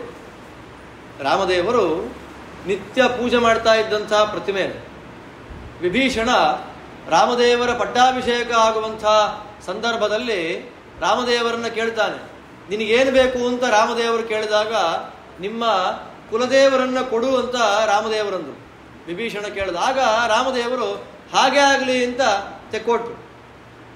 ವಿಮಾನದಿಂದ ಸಹಿತವಾದಂತಹ ರಂಗನಾಥ ದೇವರು ಅದನ್ನ ತಗೊಂಡು ಲಂಕೆಗೆ ಹೋಗುವ ದಾರಿಯಲ್ಲಿ ಸಂಧ್ಯಾವಂದನೆಯನ್ನು ಮಾಡಬೇಕು ಅಂತ ಚಂದ್ರ ಪುಷ್ಕರಣಿಯ ತೀರದಲ್ಲಿ ಆ ಪ್ರತಿಮೆ ಇಟ್ಟ. ಸಂಧ್ಯಾವಂದನೆ ಮಾಡಿದ. ಸಂಧ್ಯಾವಂದನೆ ಮಾಡಿ ಎದ್ದು ಬಂದ ಪ್ರತಿಮೆ ತೆಗಿಬೇಕು ಅಂತ ನೋಡುವಾಗ ಅಲ್ಲೇ ಭೂಸ್ಥಾಪನೆ ಆಗಿದೆ. ಆಗ ರಾಮದೇವರು ಬಂದು ಹೇಳ್ತಾರೆ, ಇದು ಒಬ್ಬ ರಾಜ ಪ್ರಾರ್ಥನೆ ಮಾಡಿದ್ದಕ್ಕೆ ನಾನಿಲ್ಲಿ ಕೂತಿದ್ದೇನಪ್ಪ, ದಕ್ಷಿಣಕ್ಕೆ ಮುಖ ಮಾಡಿಕೊಂಡು ನಾನು ಇದ್ದೇನೆ, ಪ್ರತಿನಿತ್ಯ ಲಂಕೆಯಿಂದ ಬಂದು ನೀನು ಪೂಜೆ ಮಾಡು ಇಲ್ಲಿ ಅಂತ ಆದೇಶ ಮಾಡಿದರು. ಅವತ್ತಿನಿಂದ ಆ ಕ್ಷೇತ್ರ ಶ್ರೀರಂಗ ಅಂತ ಪ್ರಸಿದ್ಧವಾಗಿದೆ. ಸ್ವಯಂ ವ್ಯಕ್ತ ಕ್ಷೇತ್ರಗಳಲ್ಲೇ ಫಸ್ಟ್ ಸ್ವಯಂ ವ್ಯಕ್ತ ಕ್ಷೇತ್ರ ಶ್ರೀರಂಗ ಕ್ಷೇತ್ರ. ಆದ್ಯಂ ಸ್ವಯಂ ವ್ಯಕ್ತಮಿದಂ ವಿಮಾನಂ ರಂಗ ಸಂಗೀತಂ. ಎರಡನೆಯ ಕ್ಷೇತ್ರ ಶ್ರೀಮುಷ್ಣ ಕ್ಷೇತ್ರ, ಅದು ವರಾಹದೇವರ ಕ್ಷೇತ್ರ. ಮೂರನೆಯ ಕ್ಷೇತ್ರ ವೆಂಕಟಾಚಲ ತಿರುಪತಿ ಕ್ಷೇತ್ರ. ಅದಾದ ಮೇಲೆ ಶಾಲಗ್ರಾಮ ಗಂಡಕಿ ನದಿ ನೇಪಾಳ. ಅದಾದ ಮೇಲೆ ನೈಮಿಷಾರಣ್ಯ. ಅದಾದ ಮೇಲೆ ತೋತಾದ್ರಿ ಕನ್ಯಾಕುಮಾರಿ ಹತ್ರ ಬರುತ್ತೆ. ಅದಾದ ಮೇಲೆ ಪುಷ್ಕರ ಕ್ಷೇತ್ರ, ಅದು ರಾಜಸ್ಥಾನದಲ್ಲಿದೆ. ಅದಾದ ಮೇಲೆ ನರನಾರಾಯಣಾಶ್ರಮ, ಅದನ್ನೇ ಬದರಿಕಾಶ್ರಮ ಅಂತ ಕರಿತೇವೆ. ಹೀಗೆ 8 ಸ್ವಯಂ ವ್ಯಕ್ತ ಕ್ಷೇತ್ರಗಳು. ಈ 8 ಸ್ವಯಂ ವ್ಯಕ್ತ ಕ್ಷೇತ್ರಗಳಲ್ಲಿ ಒಂದು ನೈಮಿಷಾರಣ್ಯ. ಈ 8 ಕ್ಷೇತ್ರಗಳಲ್ಲಿ ಪ್ರತಿಮೆಗಳಿದೆ. ತಿರುಪತಿಯಲ್ಲಿ ಶ್ರೀನಿವಾಸ, ಶ್ರೀರಂಗದಲ್ಲಿ ರಂಗನಾಥ, ಶ್ರೀಮುಷ್ಣದಲ್ಲಿ ವರಾಹ, ಬದರಿಯಲ್ಲಿ ನಾರಾಯಣ ದೇವರು, ಪುಷ್ಕರ ಕ್ಷೇತ್ರದಲ್ಲಿ ಮತ್ತೆ ವರಾಹ ದೇವರು, ತೋತಾದ್ರಿಯಲ್ಲಿ ವೈಕುಂಠ ನಾರಾಯಣ. ಹೀಗೆಲ್ಲ ಇದ್ರೆ ನೈಮಿಷಾರಣ್ಯದಲ್ಲಿ ಪ್ರತಿಮೆ ಇಲ್ಲ. ನೈಮಿಷಾರಣ್ಯ ಅಂದರೆ ಬರೀ ಅರಣ್ಯ, ಅದು ಕಾಡು. ಕಲಿಯುಗ ಆರಂಭ ಆಯಿತು ಅಂತನ್ನುವಾಗ ಋಷಿಮುನಿಗಳೆಲ್ಲ ಬ್ರಹ್ಮದೇವರಲ್ಲಿ ಪ್ರಾರ್ಥನೆ ಮಾಡ್ತಾರೆ, ಸ್ವಾಮಿ ಕಲಿಯುಗ ಆರಂಭ ಆಗ್ತಾ ಇದೆ, ಎಲ್ಲ ಕಡೆ ಕಲಿ ಅಧರ್ಮ, ತಪಸ್ಸು ಮಾಡ್ಲಿಕ್ಕೆ ನಮಗೆ ಜಾಗ ಸಿಗ್ತಾ ಇಲ್ಲ, ಏನು ಮಾಡಬೇಕು ಅಂದಾಗ ಬ್ರಹ್ಮದೇವರು ಹೇಳ್ತಾರೆ, ನಾನೊಂದು ಚಕ್ರ ನಿರ್ಮಾಣ ಮಾಡ್ತೇನೆ, ಆ ಚಕ್ರ ಭೂಮಿಯಲ್ಲಿ ಎಲ್ಲಿ ಬೀಳುತ್ತೋ ನೀವು ತಪಸ್ಸು ಮಾಡಿ ಅಲ್ಲಿ. ಚಕ್ರ ಬಿಟ್ಟರು, ಆ ಚಕ್ರವನ್ನು ಫಾಲೋ ಮಾಡ್ತಾ ಬಂದರು ಮುನಿಗಳೆಲ್ಲ. ಆ ಚಕ್ರ ಬಿದ್ದ ಕ್ಷೇತ್ರ ನೈಮಿಷ. ಚಕ್ರತೀರ್ಥ ಅಂತ ಅಲ್ಲಿದೆ. ಗೋಮತಿ ನದಿ ತೀರ ಅಲ್ಲಿದೆ. ಅಲ್ಲಿ ಸೂತ ಪುರಾಣಿಕರು ಮತ್ತು ಶೌನಕರು ಅವರಿಬ್ಬರಿಗೂ ಸಂವಾದ ನಡೆದಂತಹ ಕ್ಷೇತ್ರ. ನೈಮಿಷೇ ಅನಿಮಿಷ ಕ್ಷೇತ್ರೇ ಋಷಯ ಶೌನಕಾದಯ ಸತ್ರಂ ಸ್ವರ್ಗಾಯ ಲೋಕಾಯ ಸಹಸ್ರ ಸಮಮಾಸತ. ಒಂದು ಯಾಗವನ್ನು ಸಂಕಲ್ಪ ಮಾಡ್ತಾರೆ. ಪೂರ್ಣಾಹುತಿ ಯಾವಾಗ ಅಂದರೆ 1000 ವರ್ಷ ಆದಮೇಲೆ. ಅವರ ದಾರ್ಢ್ಯ ನೋಡಿ ಹೇಗಿದೆ. ನಾವು ಯಾಗ ಇವತ್ತು ಶುರು ಮಾಡ್ತೇವೆ, ಪೂರ್ಣಾಹುತಿ ಆಗೋದು ಯಾವಾಗ? 1000 ವರ್ಷ ಆದಮೇಲೆ. ಅಲ್ಲಿ ತನಕ ನಾವು ಬದುಕಿರ್ತೇವೆ ಅನ್ನುವ ನಂಬಿಕೆ ಇದೆ. ಅದರಿಂದ ಋಷಿಮುನಿಗಳಿಗೆ ಸಾವಿರಾರು ವರ್ಷ ಆಯಸ್ಸು. ಅವರಿವತ್ತು ಜಪಕ್ಕೆ ಕೂತ್ರೆ ಮತ್ತೆ ಹೇಳ್ತಾ ಇದ್ದಿದ್ದೆ ಯಾವುದೋ ಯುಗಕ್ಕೆ. ಹೇಗೆ ಅವ್ರಿಗೆ ಹಾಗಾಯಿತು ಅಂದರೆ, ಮನುಸ್ಮೃತಿಯಲ್ಲಿ ಒಂದು ಮಾತು ಬರುತ್ತೆ, ನಾವು ಸಂಧ್ಯಾ ವಂದನೆಯನ್ನು ಎಷ್ಟು ದೀರ್ಘವಾಗಿ ಮಾಡ್ತೇವೋ ಅಷ್ಟು ಆಯಸ್ಸು ನಮಗೆ ಜಾಸ್ತಿ ಆಗುತ್ತೆ. ಸಂಧ್ಯಾ ವಂದನೆಯನ್ನು ನಾವು ತುಂಬ ಸಂಕ್ಷಿಪ್ತವಾಗಿ ಮಾಡಿದರೆ ಆಯಸ್ಸು ಅಷ್ಟೇ ಕಡಿಮೆ ಆಗುತ್ತೆ. ಸಂಧ್ಯಾ ವಂದನೆಯನ್ನು ದೀರ್ಘವಾಗಿ ಮಾಡಿದರೆ ಅಷ್ಟು ಆಯಸ್ಸು ನಮಗೆ ಜಾಸ್ತಿ ಆಗುತ್ತೆ ಅಂತ ಶಾಸ್ತ್ರ. ಋಷಯೋ ದೀರ್ಘ ಸಂಧ್ಯಾತ್ವಾತ್ ದೀರ್ಘಮಾಯುರವಾಪ್ನುಯು ಅಂತ ಹೇಳ್ತಾನೆ ಮನುಸ್ಮೃತಿಯಲ್ಲಿ. ಈ ದೃಷ್ಟಿಯಲ್ಲಿ ಋಷಿಮುನಿಗಳು ಸೂತರು ಶೌನಕರು ಯಾಗವನ್ನು ಮಾಡುವ ಕ್ಷೇತ್ರ.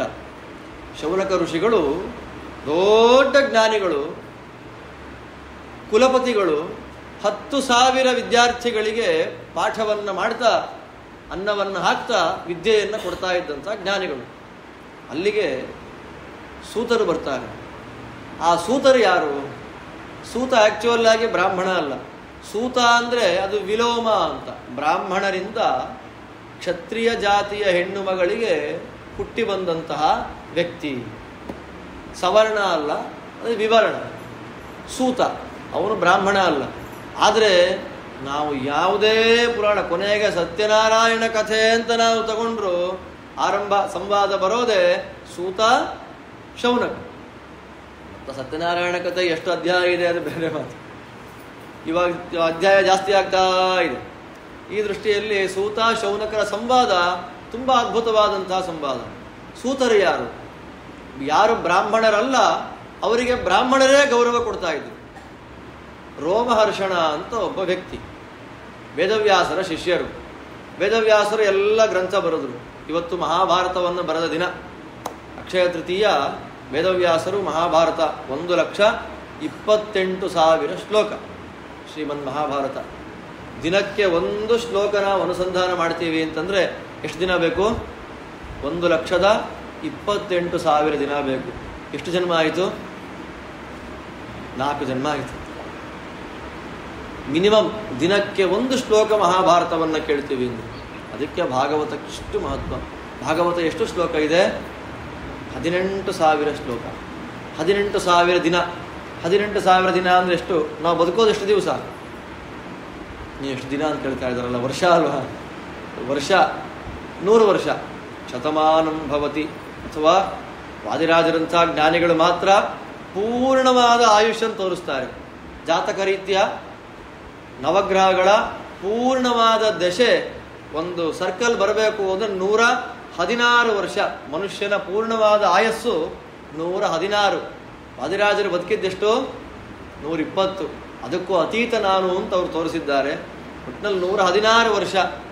ನಮಗೆ ಆಯುಸ್ಸಿರುವಂಥದ್ದು. ಮನೆಯಲ್ಲಿ ಪುರೋಹಿತರು ಬಂದಾಗ ಆಶೀರ್ವಾದ ಮಾಡುವಾಗ ಶತಮಾನಂ ಭವತಿ ಅಂತ ಆಶೀರ್ವಾದ ಮಾಡ್ತಾರೆ. 100 ವರ್ಷ. 100 ವರ್ಷ ಅಂದರೆ ಎಷ್ಟು ದಿನ ಆಯಿತು? 36,000 ದಿನ.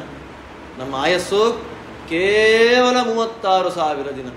ಅದರಲ್ಲಿ ಏನೆಲ್ಲ ವ್ಯಾಪಾರ ಮಾಡ್ತೀವಿ, ಆ ಎಲ್ಲ ವ್ಯಾಪಾರದಲ್ಲಿ ಕರೆಕ್ಟಾಗಿ ದಿನಕ್ಕೆ ಒಂದು ಶ್ಲೋಕ ಭಾಗವತವನ್ನು ಕೇಳಿದರೆ 18,000 ದಿನ ಅಂದರೆ 50 ವರ್ಷ. ನಮ್ಮ ಜೀವನದ 50 ವರ್ಷವನ್ನು ಕೊಟ್ಟರೆ ಭಾಗವತ ಮುಗಿಸ್ಬೋದು. ಅಂದರೆ ಒಂದು ಜನ್ಮದಲ್ಲಿ ಭಾಗವತವನ್ನು ಕಂಪ್ಲೀಟ್ ಮಾಡಲಿಕ್ಕಾಗತ್ತೆ. ಅದಕ್ಕೋಸ್ಕರವಾಗಿ ಭಾಗವತವನ್ನು ಕೇಳಿ ಅಂತ ಇಟ್ಟರು. ಈ ಕಾರಣದಿಂದ ದೇಶಾದ್ಯಂತ ಕಾಶ್ಮೀರದಿಂದ ಕನ್ಯಾಕುಮಾರಿವರೆಗೂ ಎಲ್ಲ ಕಡೆಗಳಲ್ಲಿ ಭಾಗವತ ಪ್ರವಚನ ಮೇಲೆ ಮೇಲೆ ಮೇಲೆ ಮೇಲೆ ಆಗೋ ಉದ್ದೇಶ ಇಷ್ಟೇ, ಒಂದು ಜನ್ಮದಲ್ಲಿ ಮುಗಿಸ್ಲಿಕ್ಕಾಗುತ್ತೆ. ಇದರ ಮಹತ್ವ ಅಷ್ಟು ದೊಡ್ಡದು. ರೋಮಹರ್ಷಣರು ವೇದವ್ಯಾಸ ದೇವರ ಮಕ್ಕಳು, ಶಿಷ್ಯರು. ಎಲ್ಲ ಶಿಷ್ಯ ಅಂದರೆ ಮಗ ಅಂತಲೇ ಅರ್ಥ, ಮಕ್ಕಳು ಅಂತಲೇ ಅರ್ಥ. ವೇದವ್ಯಾಸರು ಎಲ್ಲ ಗ್ರಂಥ ಬರೆದರು. ಎಲ್ಲ ಗ್ರಂಥ ಬರೆದು ಒಬ್ಬೊಬ್ಬರಿಗೆ ಒಂದೊಂದು ಗ್ರಂಥವನ್ನು ಕೊಟ್ಟರು. ವೈಶಂಪಾಯನರಿಗೆ ಯಜುರ್ವೇದ, ಜೊತೆಯಲ್ಲಿ ಮಹಾಭಾರತ, ಸುಮಂತುಗಳಿಗೆ, ಜೈಮಿನಿಗಳಿಗೆ, ಪೈಲರಿಗೆ ಒಂದೊಂದು ಕೊಟ್ಟರು. ಎಲ್ಲರನ್ನ ಕರೆದರು. ನೋಡಿ, ನಾನು ಈ ಗ್ರಂಥಗಳನ್ನೆಲ್ಲ ಬರೆದಿದ್ದೇನೆ, ನನ್ನ ಮುಂದೆ ಅನುವಾದ ಮಾಡಿ. ನೀವು ಯಾರ ಅನುವಾದ ನನಗಿಷ್ಟ ಆಗುತ್ತೆ ಅವರಿಗೆ ಪುರಾಣ ಪ್ರವಚನ ಮಾಡುವ ಯೋಗ್ಯತೆಯನ್ನು ಕೊಡ್ತೇನೆ ಅಂತಂದು ಎಲ್ಲ ಶಿಷ್ಯರು ಪುರಾಣ ಪ್ರವಚನ ಮಾಡ್ತಾ ಇದ್ದಾರೆ ವೇದವ್ಯಾಸ ದೇವರ ಮುಂದೆ ಕೂತು. ಎಲ್ಲರಿಗೂ ಮಾರ್ಕ್ಸ್ ಕೊಟ್ಟರು, ಎಲ್ಲ ಡಿಸ್ಟಿಂಕ್ಷನಲ್ಲಿ ಪಾಸ್ ಆದರು.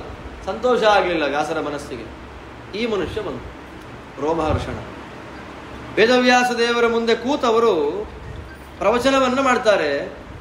ಪ್ರವಚನವನ್ನು ಮಾಡಿದರೆ ಗ್ರಂಥ ಬರೆದ ವೇದವ್ಯಾಸ ದೇವರ ಕೂದಲುಗಳು ಎದ್ದು ನಿಂತ್ಕೊಂಡು, ಅದು ಅವ್ರು ಹೇಗೆ ಹೇಳಿದರು, ಅದನ್ನು ಹೇಗೆ ಕೇಳಿದ್ರು ನಮ್ಮದು ಆಲೋಚನೆಗೆ ಸಿಗಲ್ಲ.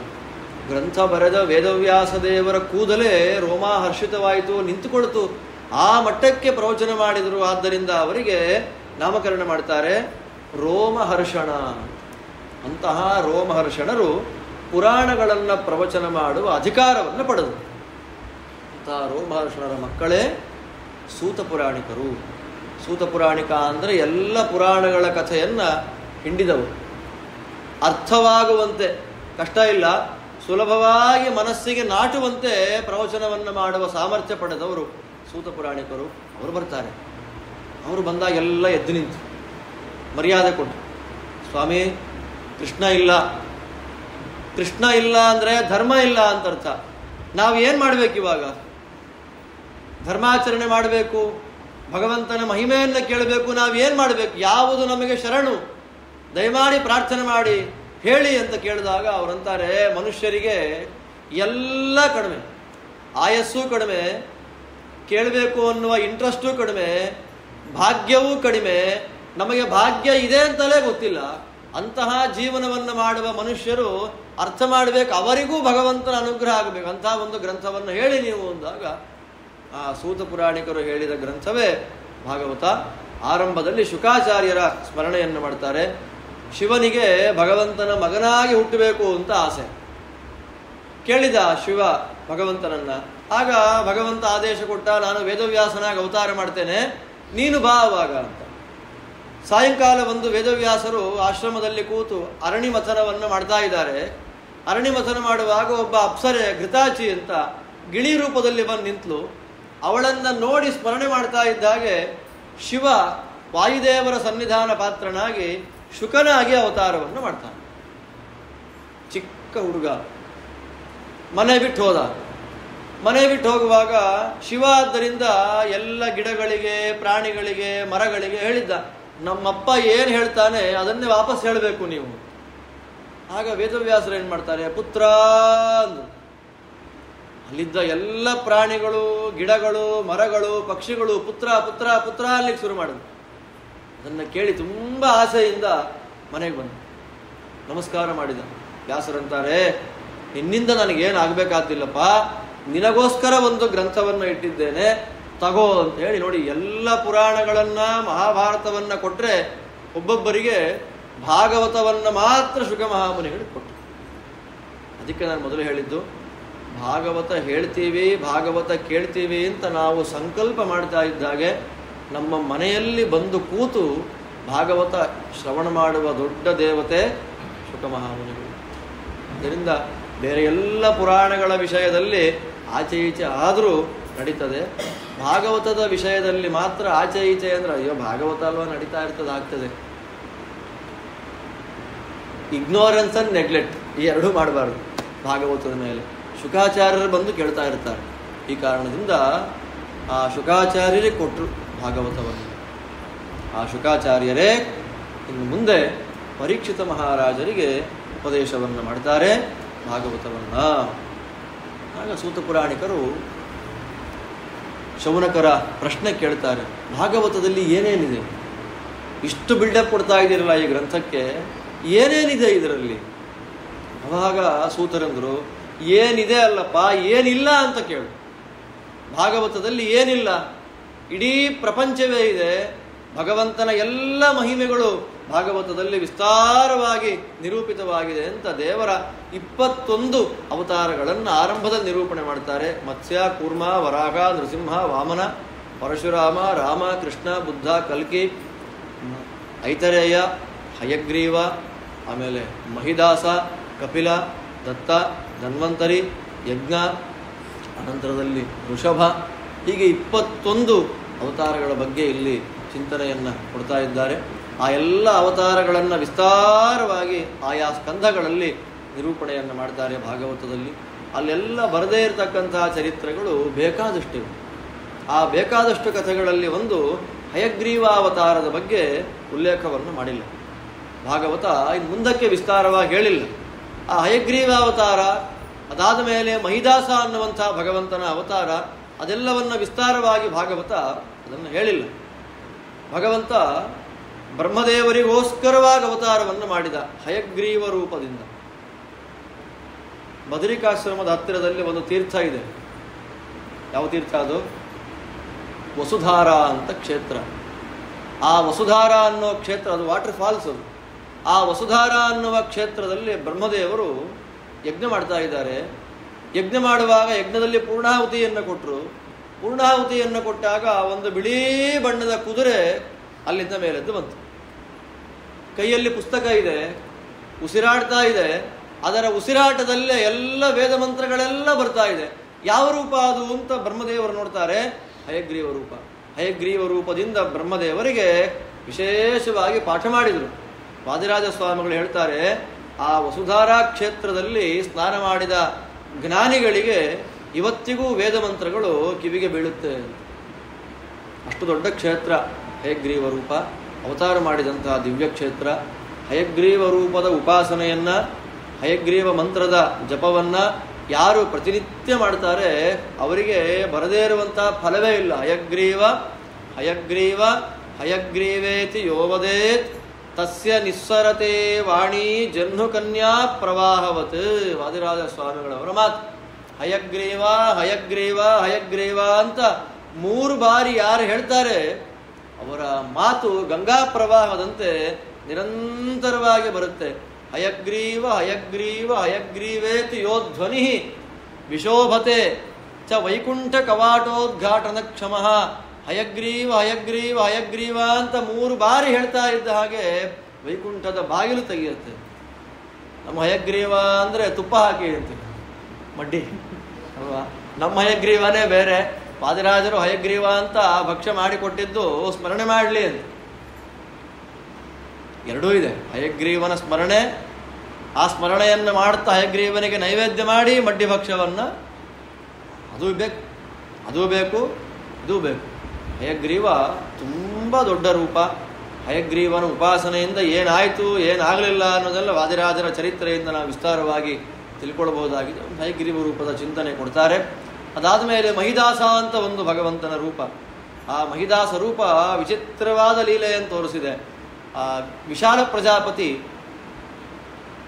ಅವನಿಗಿಬ್ಬರು ಹೆಂಡತಿಯರು, ಪ್ರಿಯಾ ಅಂತ ಒಬ್ಬಳು, ಇತರ ಅಂತ ಒಬ್ಬಳು. ಆ ಇತರ ದೇವಿಯ ಮಗನೇ ಐತರೇಯ. ಅವನು ಸಣ್ಣದಿರುವಾಗ ತುಂಬ ಹಠ ಮಾಡ್ತಾ ಇದ್ದ. ಅವರಮ್ಮ ಹೇಳ್ತಾಳೆ, ನೀ ಮಾತಾಡಬೇಡ, ಮಾತಾಡ್ಕೊಡುದು, ನೀನು ಹಠ ಮಾಡ್ತೀಯ. ಆಯ್ತಮ್ಮ ಅಂತ ಮಾತು ನಿಲ್ಲಿಸ್ಬಿಟ್ಟ. ದೊಡ್ಡದಾಗಿ ಬೆಳೆದು 20 ವರ್ಷ ಆಯಿತು, ಮಾತೇ ಆಡಿಲ್ಲ. ಮಾತಾಡದೇ ಇದ್ದಾಗ ಅವರಮ್ಮನಿಗೆ ಗಾಬರಿ ಆಯ್ತು. ಏನಪ್ಪ, ಮಗನಿಗೆ ಚಿಕ್ಕಂದಲ್ಲಿ ಮಾತಾಡ್ತಾ ಇದ್ದ ಸಣ್ಣದಿರುವಾಗ, ಈಗ ಮಾತಾಡ್ತಿಲ್ಲ, ಮಾತು ಹೋಯ್ತಾ, ಮೂಗನಾಗಿ ಬಿಟ್ನ ಅಂತ ಅವಳಿಗೆ ಗಾಬರಿ. ಮಗ ಮಾತಾಡ್ತಾ ಇಲ್ಲ.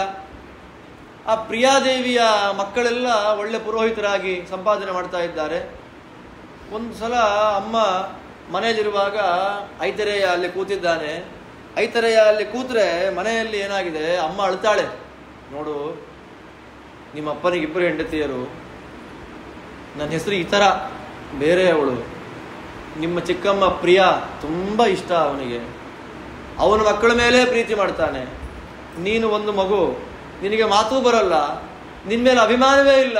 ನಿಮ್ಮ ಅಪ್ಪನಿಗೆ ಏನಾದರೂ ಮಾಡಿ ಸಂಪಾದನೆ ಮಾಡಿ, ನೀನು ಸಂಪಾದನೆ ಮಾಡಿ ಅಮ್ಮನಿಗೆ ತಂದು ಕೊಡು, ತುಂಬ ಸಂತೋಷ ಆಗತ್ತೆ ನನಗೆ ಅಂದಾಗ ಮಹಿದಾಸ ಐತರೆ ಯಾವತ್ತು ಮಾತಾಡ್ತಾನೆ. ಹಾಗೆ ಕೇಳ್ತಾಳೆ ಅವಳು, ಅಲ್ಲಪ್ಪ ನಿಂಗೆ ಮಾತಾಡಕ್ಕೆ ಬರುತ್ತಾ ಅಂತ. ಹಾಂ ಬರುತ್ತೆ. ಮತ್ತು ಇಷ್ಟು ದಿನ ಮಾತಾಡಲಿಲ್ಲ, ನೀನು ಬಾಯಿ ಮುಚ್ಚು ಅಂದೆಲ್ಲ ಬಾಯಿ ಮುಚ್ಚಿದೆ. ನೋಡಿ ಎಂಥ ಮಾತು. ನೀನು ಬಾಯಿ ಮುಚ್ಚು ಅಂತ ಹೇಳಿದೆ, ನಾನು ಬಾಯಿ ಮುಚ್ಚಿದೆ, ಈಗ ಮಾತಾಡ್ತೀನಿ, ಏನು ಮಾಡಬೇಕು ಹೇಳು? ಅಲ್ಲಿ ಯಾಗ ಆಗ್ತಾ ಇದೆ, ಅಲ್ಲಿ ಹೋಗು, ಮಂತ್ರ ಹೇಳು, ದಕ್ಷಿಣೆ ಕೊಡ್ತಾರೆ, ತಗೊಂಡು ಬಾ. ಸರಿ ಅಂತ ಯಾಗಶಾಲೆಗೆ ಬಂದ. ಅವರಪ್ಪ ದೊಡ್ಡ ಪುರೋಹಿತ. ಮಗ ಮೂಗ ಅಂದರೆ ಅವಮಾನ ಆಗುತ್ತಲ್ಲ. ಯಾರೂ ಮಾತಾಡಲಿಲ್ಲ, ಜಾಗ ಕೊಡಲಿಲ್ಲ, ಕೂತ್ಕೋ ಅಂತ ಹೇಳಲಿಲ್ಲ. ಸಾಕ್ಷಾತ್ ಭಗವಂತ ಬಂದಿದ್ದಾನೆ. ಆಸನ ಕೊಡಲಿಲ್ಲ ಅಂತ ಭೂಮಿಗೆ ಬೇಜಾರಾಗಿ ಭೂಮಿ ಸೀಳಿ ರತ್ನದ ಪೀಠ ಮೇಲೆ ಬಂತು.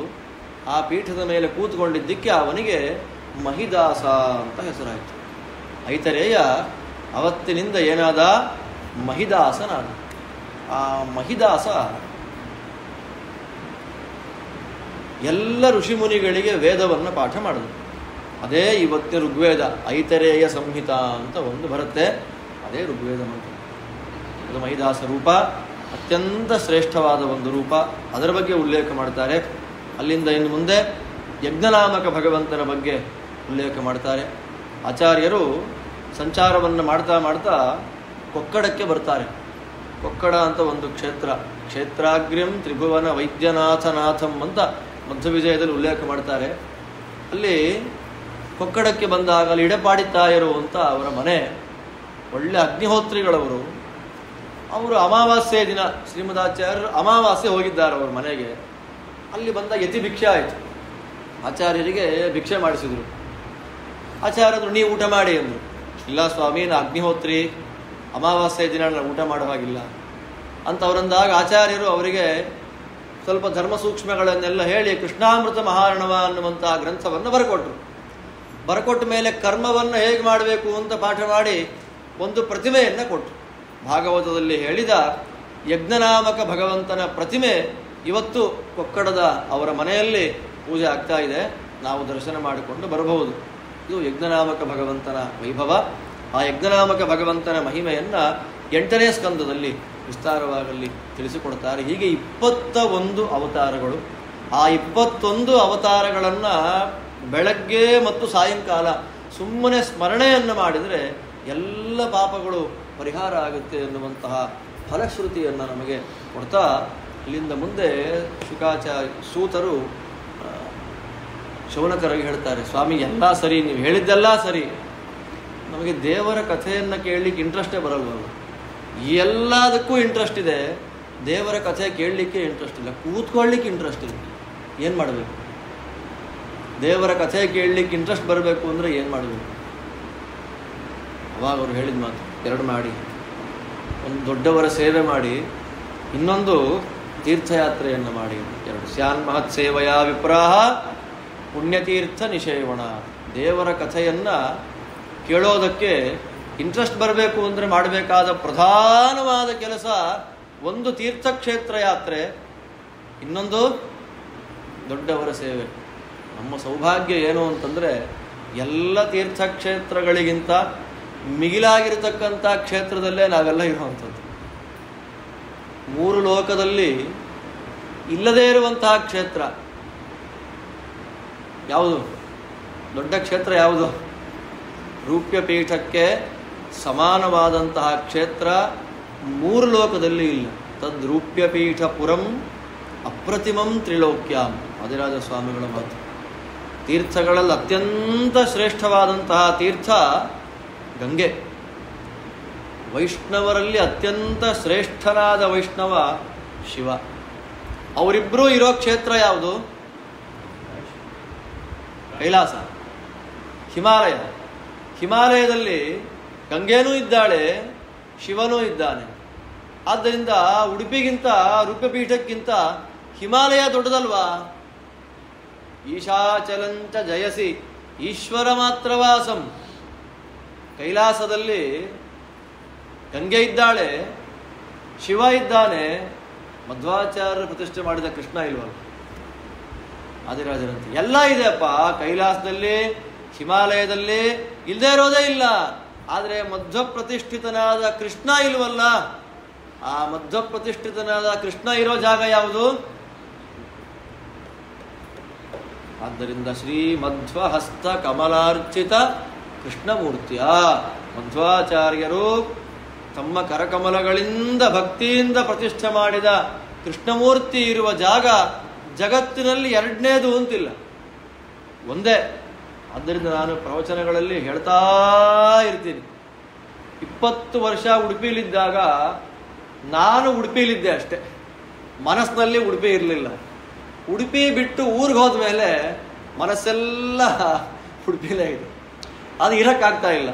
ಇರುವ ಸಂದರ್ಭ ಪೂರ್ತಿ ಬಾಲ್ಯ, ಪೂರ್ಣ ಚಿಕ್ಕ ವಯಸ್ಸಿನಲ್ಲೇ ಉಡುಪಿಲಿದ್ದಿದ್ದಾದ್ದರಿಂದ ಇದರ ಮಹತ್ವ, ಉಡುಪಿಯ ಯೋಗ್ಯತೆ, ಉಡುಪಿಯ ವೈಭವ, ಉಡುಪಿಯ ದೊಡ್ಡತನ ಯಾವುದೂ ಗೊತ್ತಾಗಲಿಲ್ಲ.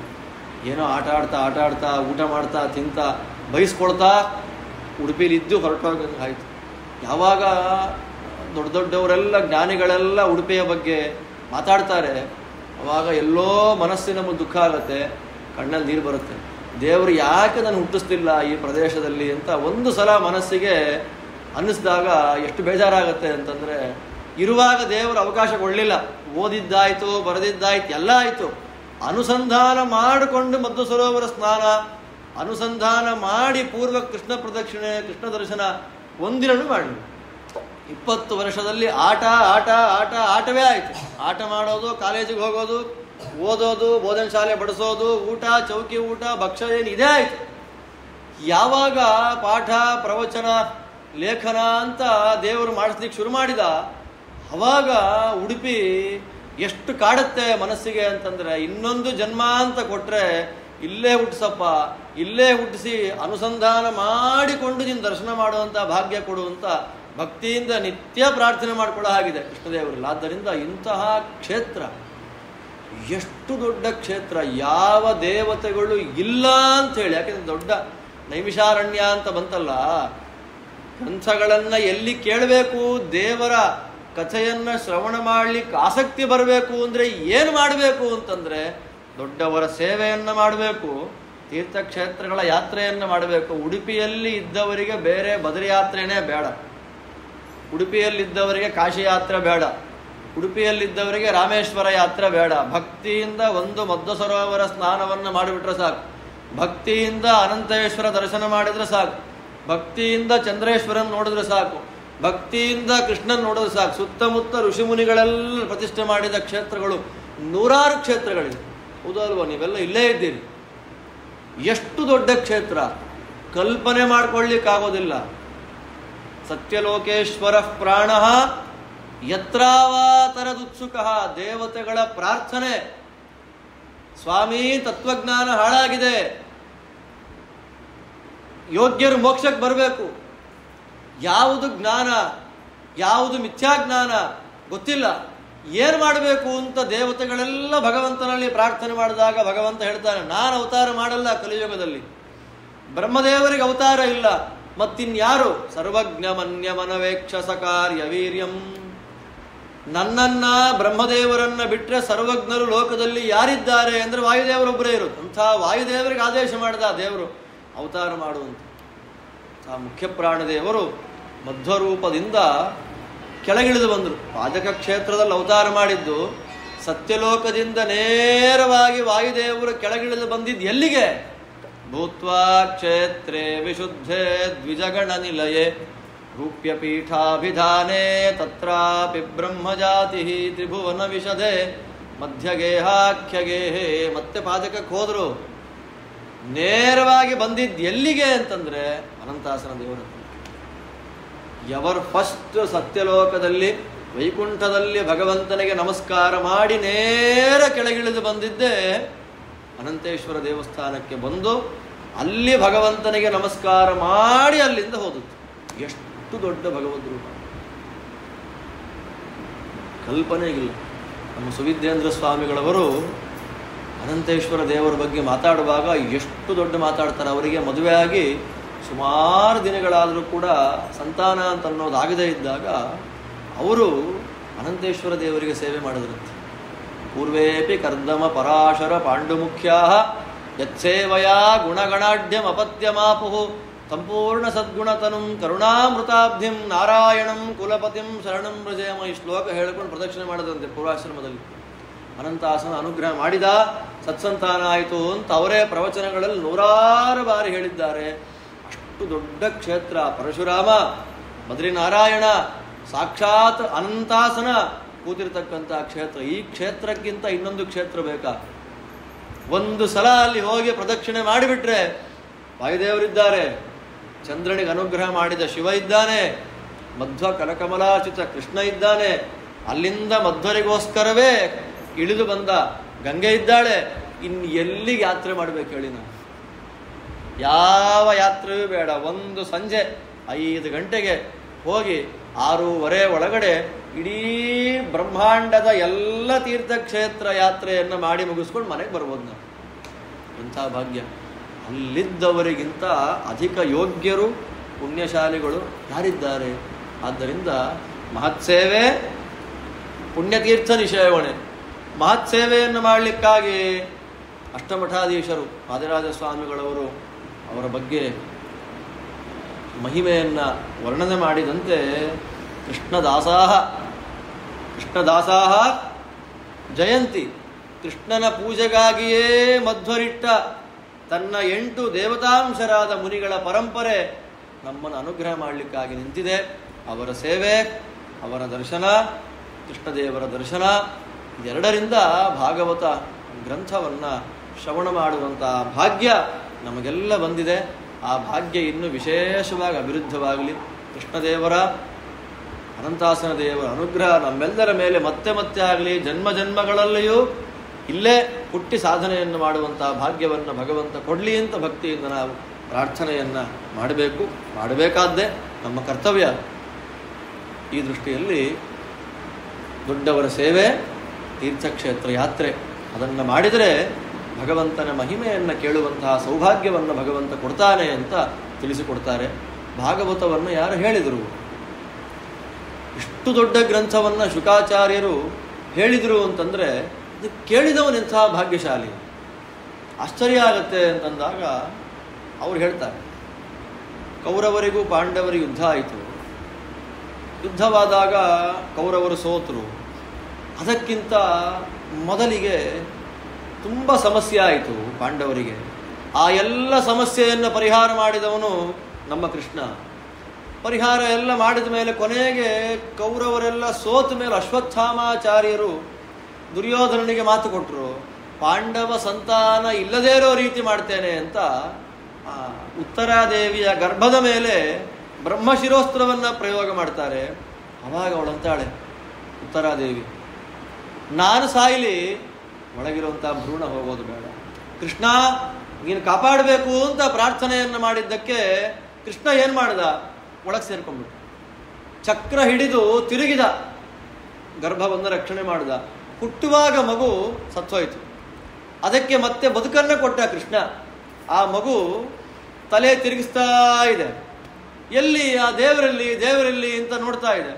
ಅದಕ್ಕೆ ಆ ಮಗುವಿಗೆ ನಾಮಕರಣ ಮಾಡ್ತಾರೆ. ಏನಂತ ನಾಮಕರಣ ಮಾಡಿದ್ರು?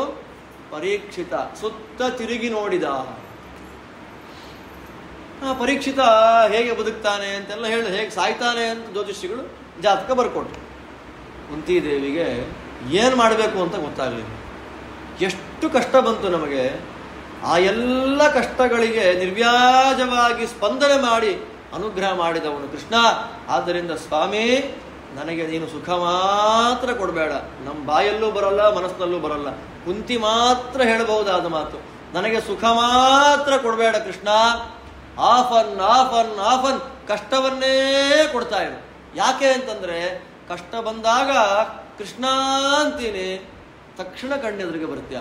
ಸುಖ ಇದ್ದಾಗ ವಿಪದಃ ಸಂತು ನ ಶಶ್ವತ್ ತತ್ರ ತತ್ರ ಜಗತ್ಪತೆ ಭವತೋ ದರ್ಶನಂ ಯತ್ ಸ್ಯಾತ್ ಅಪುನರ್ಭವ ದರ್ಶನಂ. ಕೃಷ್ಣ ಕಷ್ಟ ಕೊಡಪ್ಪ, ಎಷ್ಟು ಅನುಗ್ರಹ ಮಾಡಿದ್ಯಾ ನೀನು ನಮಗೆ. ಈ ನಿನ್ನ ಅನುಗ್ರಹ ನಿರಂತರವಾಗಿ ನನ್ನ ಮೇಲೆ ಇರಲಿ ಅಂತ ದೇವಿ ಪ್ರಾರ್ಥನೆ ಮಾಡಿದರೂ ಕೃಷ್ಣ ಏನೂ ಮಾತಾಡಲಿಲ್ಲ. ಹಾಗೇ ಭೀಷ್ಮಾಚಾರ್ಯರ ಹತ್ರಕ್ಕೆ ಕರ್ಕೊಂಡು ಹೊರಟು. ಏನು ಭೀಷ್ಮಾಚಾರ್ಯರು ಸಾಯಬೇಕು ಅಂತಲೇ ಕಾಯ್ತಾ ಇದ್ರು, ಉತ್ತರಾಯಣ ಬರಲೇ ಅಂತ ವೆಯ್ಟ್ ಮಾಡ್ತಾ ಇದ್ರು. ಹತ್ತಿರಕ್ಕೆ ಹೋದ, ಪಾಂಡವರನ್ನು ಕರ್ಕೊಂಡು ಹೋದ. ಯಾಕೆ ಅಂದರೆ ಜ್ಞಾನಿಗಳು ಎಲ್ಲ ಅಧ್ಯಯನ ಮಾಡಿ ಬೇರೆಯವರಿಗೆ ಪಾಠ ಮಾಡದೆ ಸತ್ರೆ ಪ್ರಯೋಜನ ಇಲ್ಲ. ಓದಿದ್ದಕ್ಕೆ ಸಾರ್ಥಕ್ಯ ಆಗೋದು ಯಾವಾಗ ಅಂದಾಗ ಪಾಠ ಮಾಡಬೇಕು. ಭೀಷ್ಮಾಚಾರ್ಯರು 750 ವರ್ಷ ಬದುಕಿದ್ದವರು ಒಂದು ದಿನ ಒಬ್ರಿಗೆ ಪಾಠ ಮಾಡಲಿಲ್ಲ. ಎಂಥವ್ರ ಹತ್ರ ಅಧ್ಯಯನ ಮಾಡಿದ್ರು. ಸಾಯೋ ಕಾಲಕ್ಕೆ ಪಾಠ ಆಗಬೇಕು. ಕರ್ಕೊಂಡು ಬಂದರು. ಕರ್ಕೊಂಡು ಬಂದಾಗ ಭೀಷ್ಮಾಚಾರ್ಯ ಅಂದರು, ಒನ್ ಟೈಮಲ್ಲಿ ಇಂಟ್ರೆಸ್ಟ್ ಇತ್ತು ಪಾಠ ಮಾಡಲಿಕ್ಕೆ, ಇವಾಗಿಲ್ಲ ಕೃಷ್ಣ, ತುಂಬ ಆಯಾಸ, ರಕ್ತ ಎಲ್ಲ ಹೋಗಿದೆ, ಏನು ಮಾಡಲಿ ಅಂದ.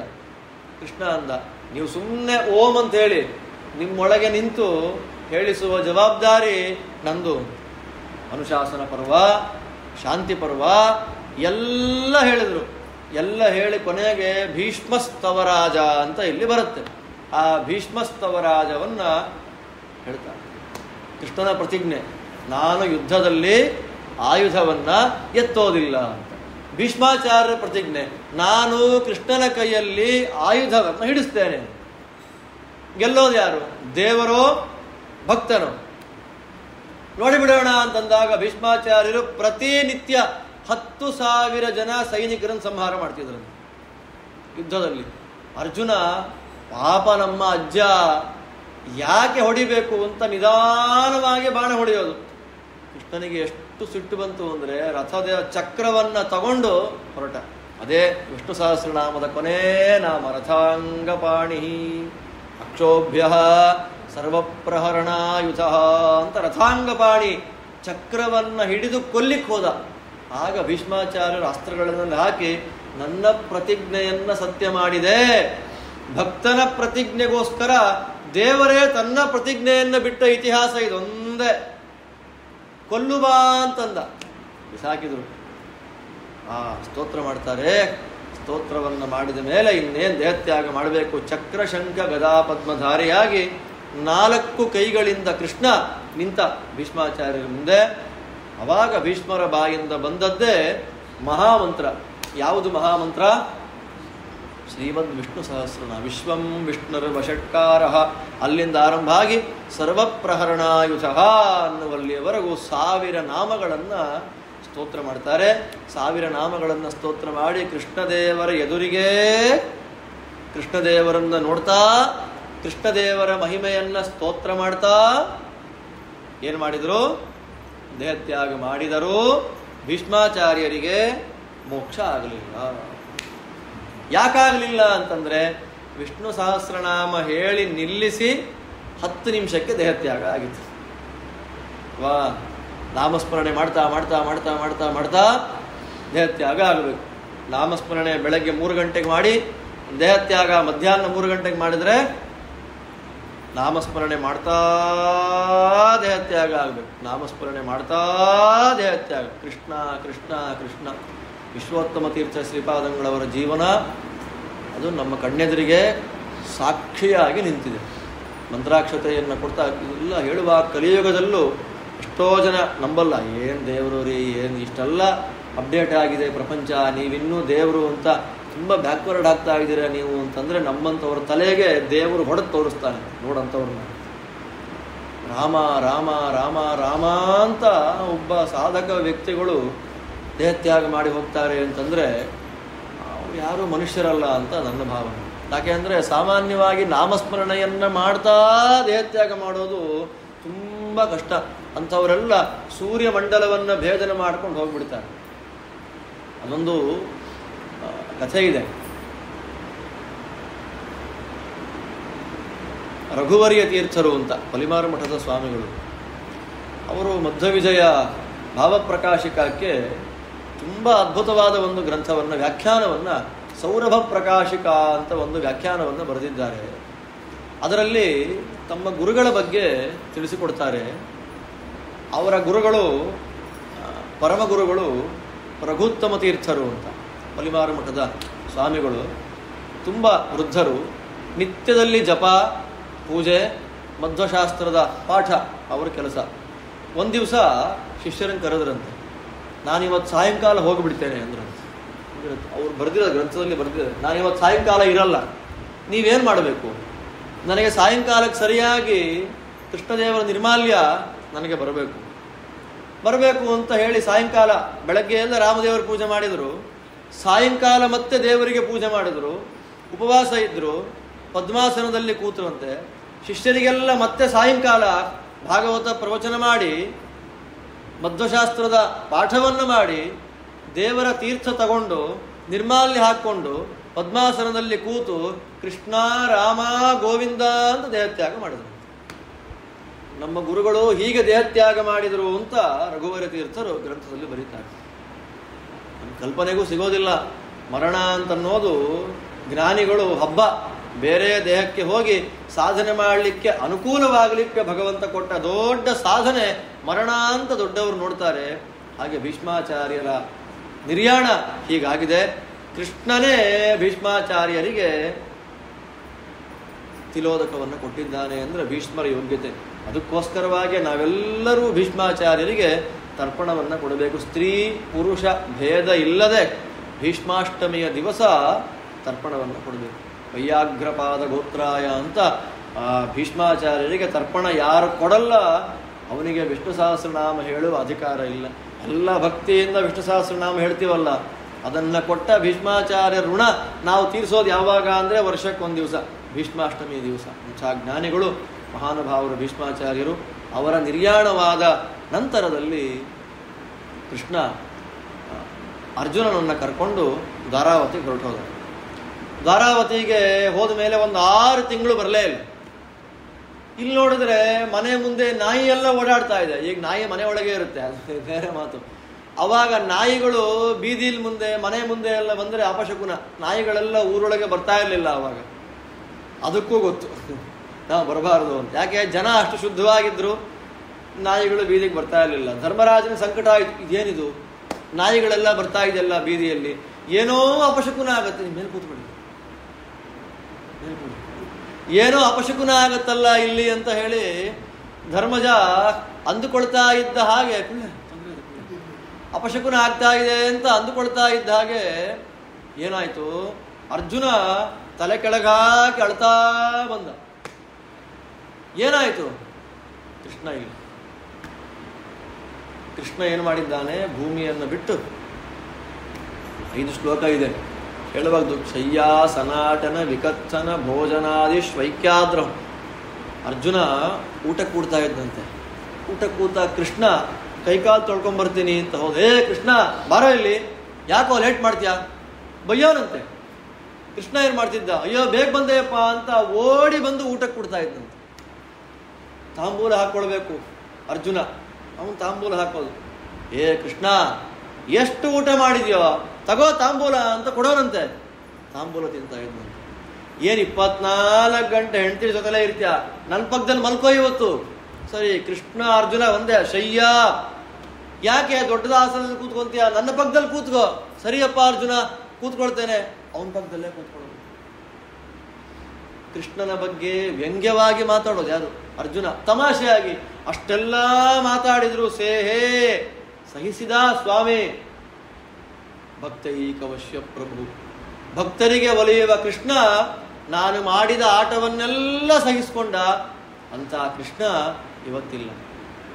ಧರ್ಮರಾಜ ಅಂತಾನೆ, ಕೃಷ್ಣ ಇಲ್ಲದೆ ಇರುವ ಊರಿನಲ್ಲಿ ನಾವೂ ಇರೋದು ಬೇಡ ಅಂತ ಪರೀಕ್ಷಿತ ಮಹಾರಾಜರಿಗೆ ಏನು ಮಾಡ್ತಾರೆ, ರಾಜ್ಯವನ್ನು ಕೊಟ್ಟು ಪಾಂಡವರು ಮಹಾಪ್ರಸ್ಥಾನ ಹೊರಟರು. ಅದರಿಂದ ಭೀಷ್ಮರ ಪಾಂಡವರ ಮಹಾಪ್ರಸ್ಥಾನವನ್ನು ಶ್ರವಣ ಮಾಡಿದವರಿಗೆ ಅನಾಯಾಸವಾದ ಮರಣವನ್ನು ಭಗವಂತ ಕೊಡ್ತಾನೆ ಅಂತ ಶಾಸ್ತ್ರ. ಏನು ಮರಣ ಕೊಡ್ತಾರ, ಮರಣ ಕೊಡಲಿ ಅಂತ ಭಾಗವತವನ್ನು ಕೇಳಬೇಕಂತಿಲ್ಲ, ಅದು ಒಂದು ಫಲ ಬೇಕೆ. ಅನಾಯಾಸವಾದ ಮರಣವನ್ನು ತತ್ವಜ್ಞಾನವನ್ನು ಕೊಡ್ತಾನೆ ಅಂತ ಫಲ ಕೊಡ್ತಾರೆ. ಇತ್ತ ಪರೀಕ್ಷಿತ ಮಹಾರಾಜ ರಾಜ್ಯ ಪರಿಪಾಲನೆ ಮಾಡ್ತಾ ಇದ್ದಾನೆ.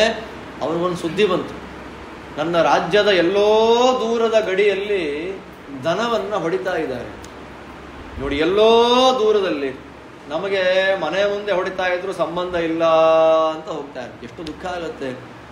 ದೇವರು ಎರಡಕ್ಕೋಸ್ಕರ ಅವತಾರ ಮಾಡೋದು, ಒಂದು ದನಕ್ಕೆ, ಇನ್ನೊಂದು ಬ್ರಾಹ್ಮಣರಿಗೆ. ಇವಾಗ ದನ ಆಗಿಲ್ಲ, ಬ್ರಾಹ್ಮಣ ಆಗಿಲ್ಲ.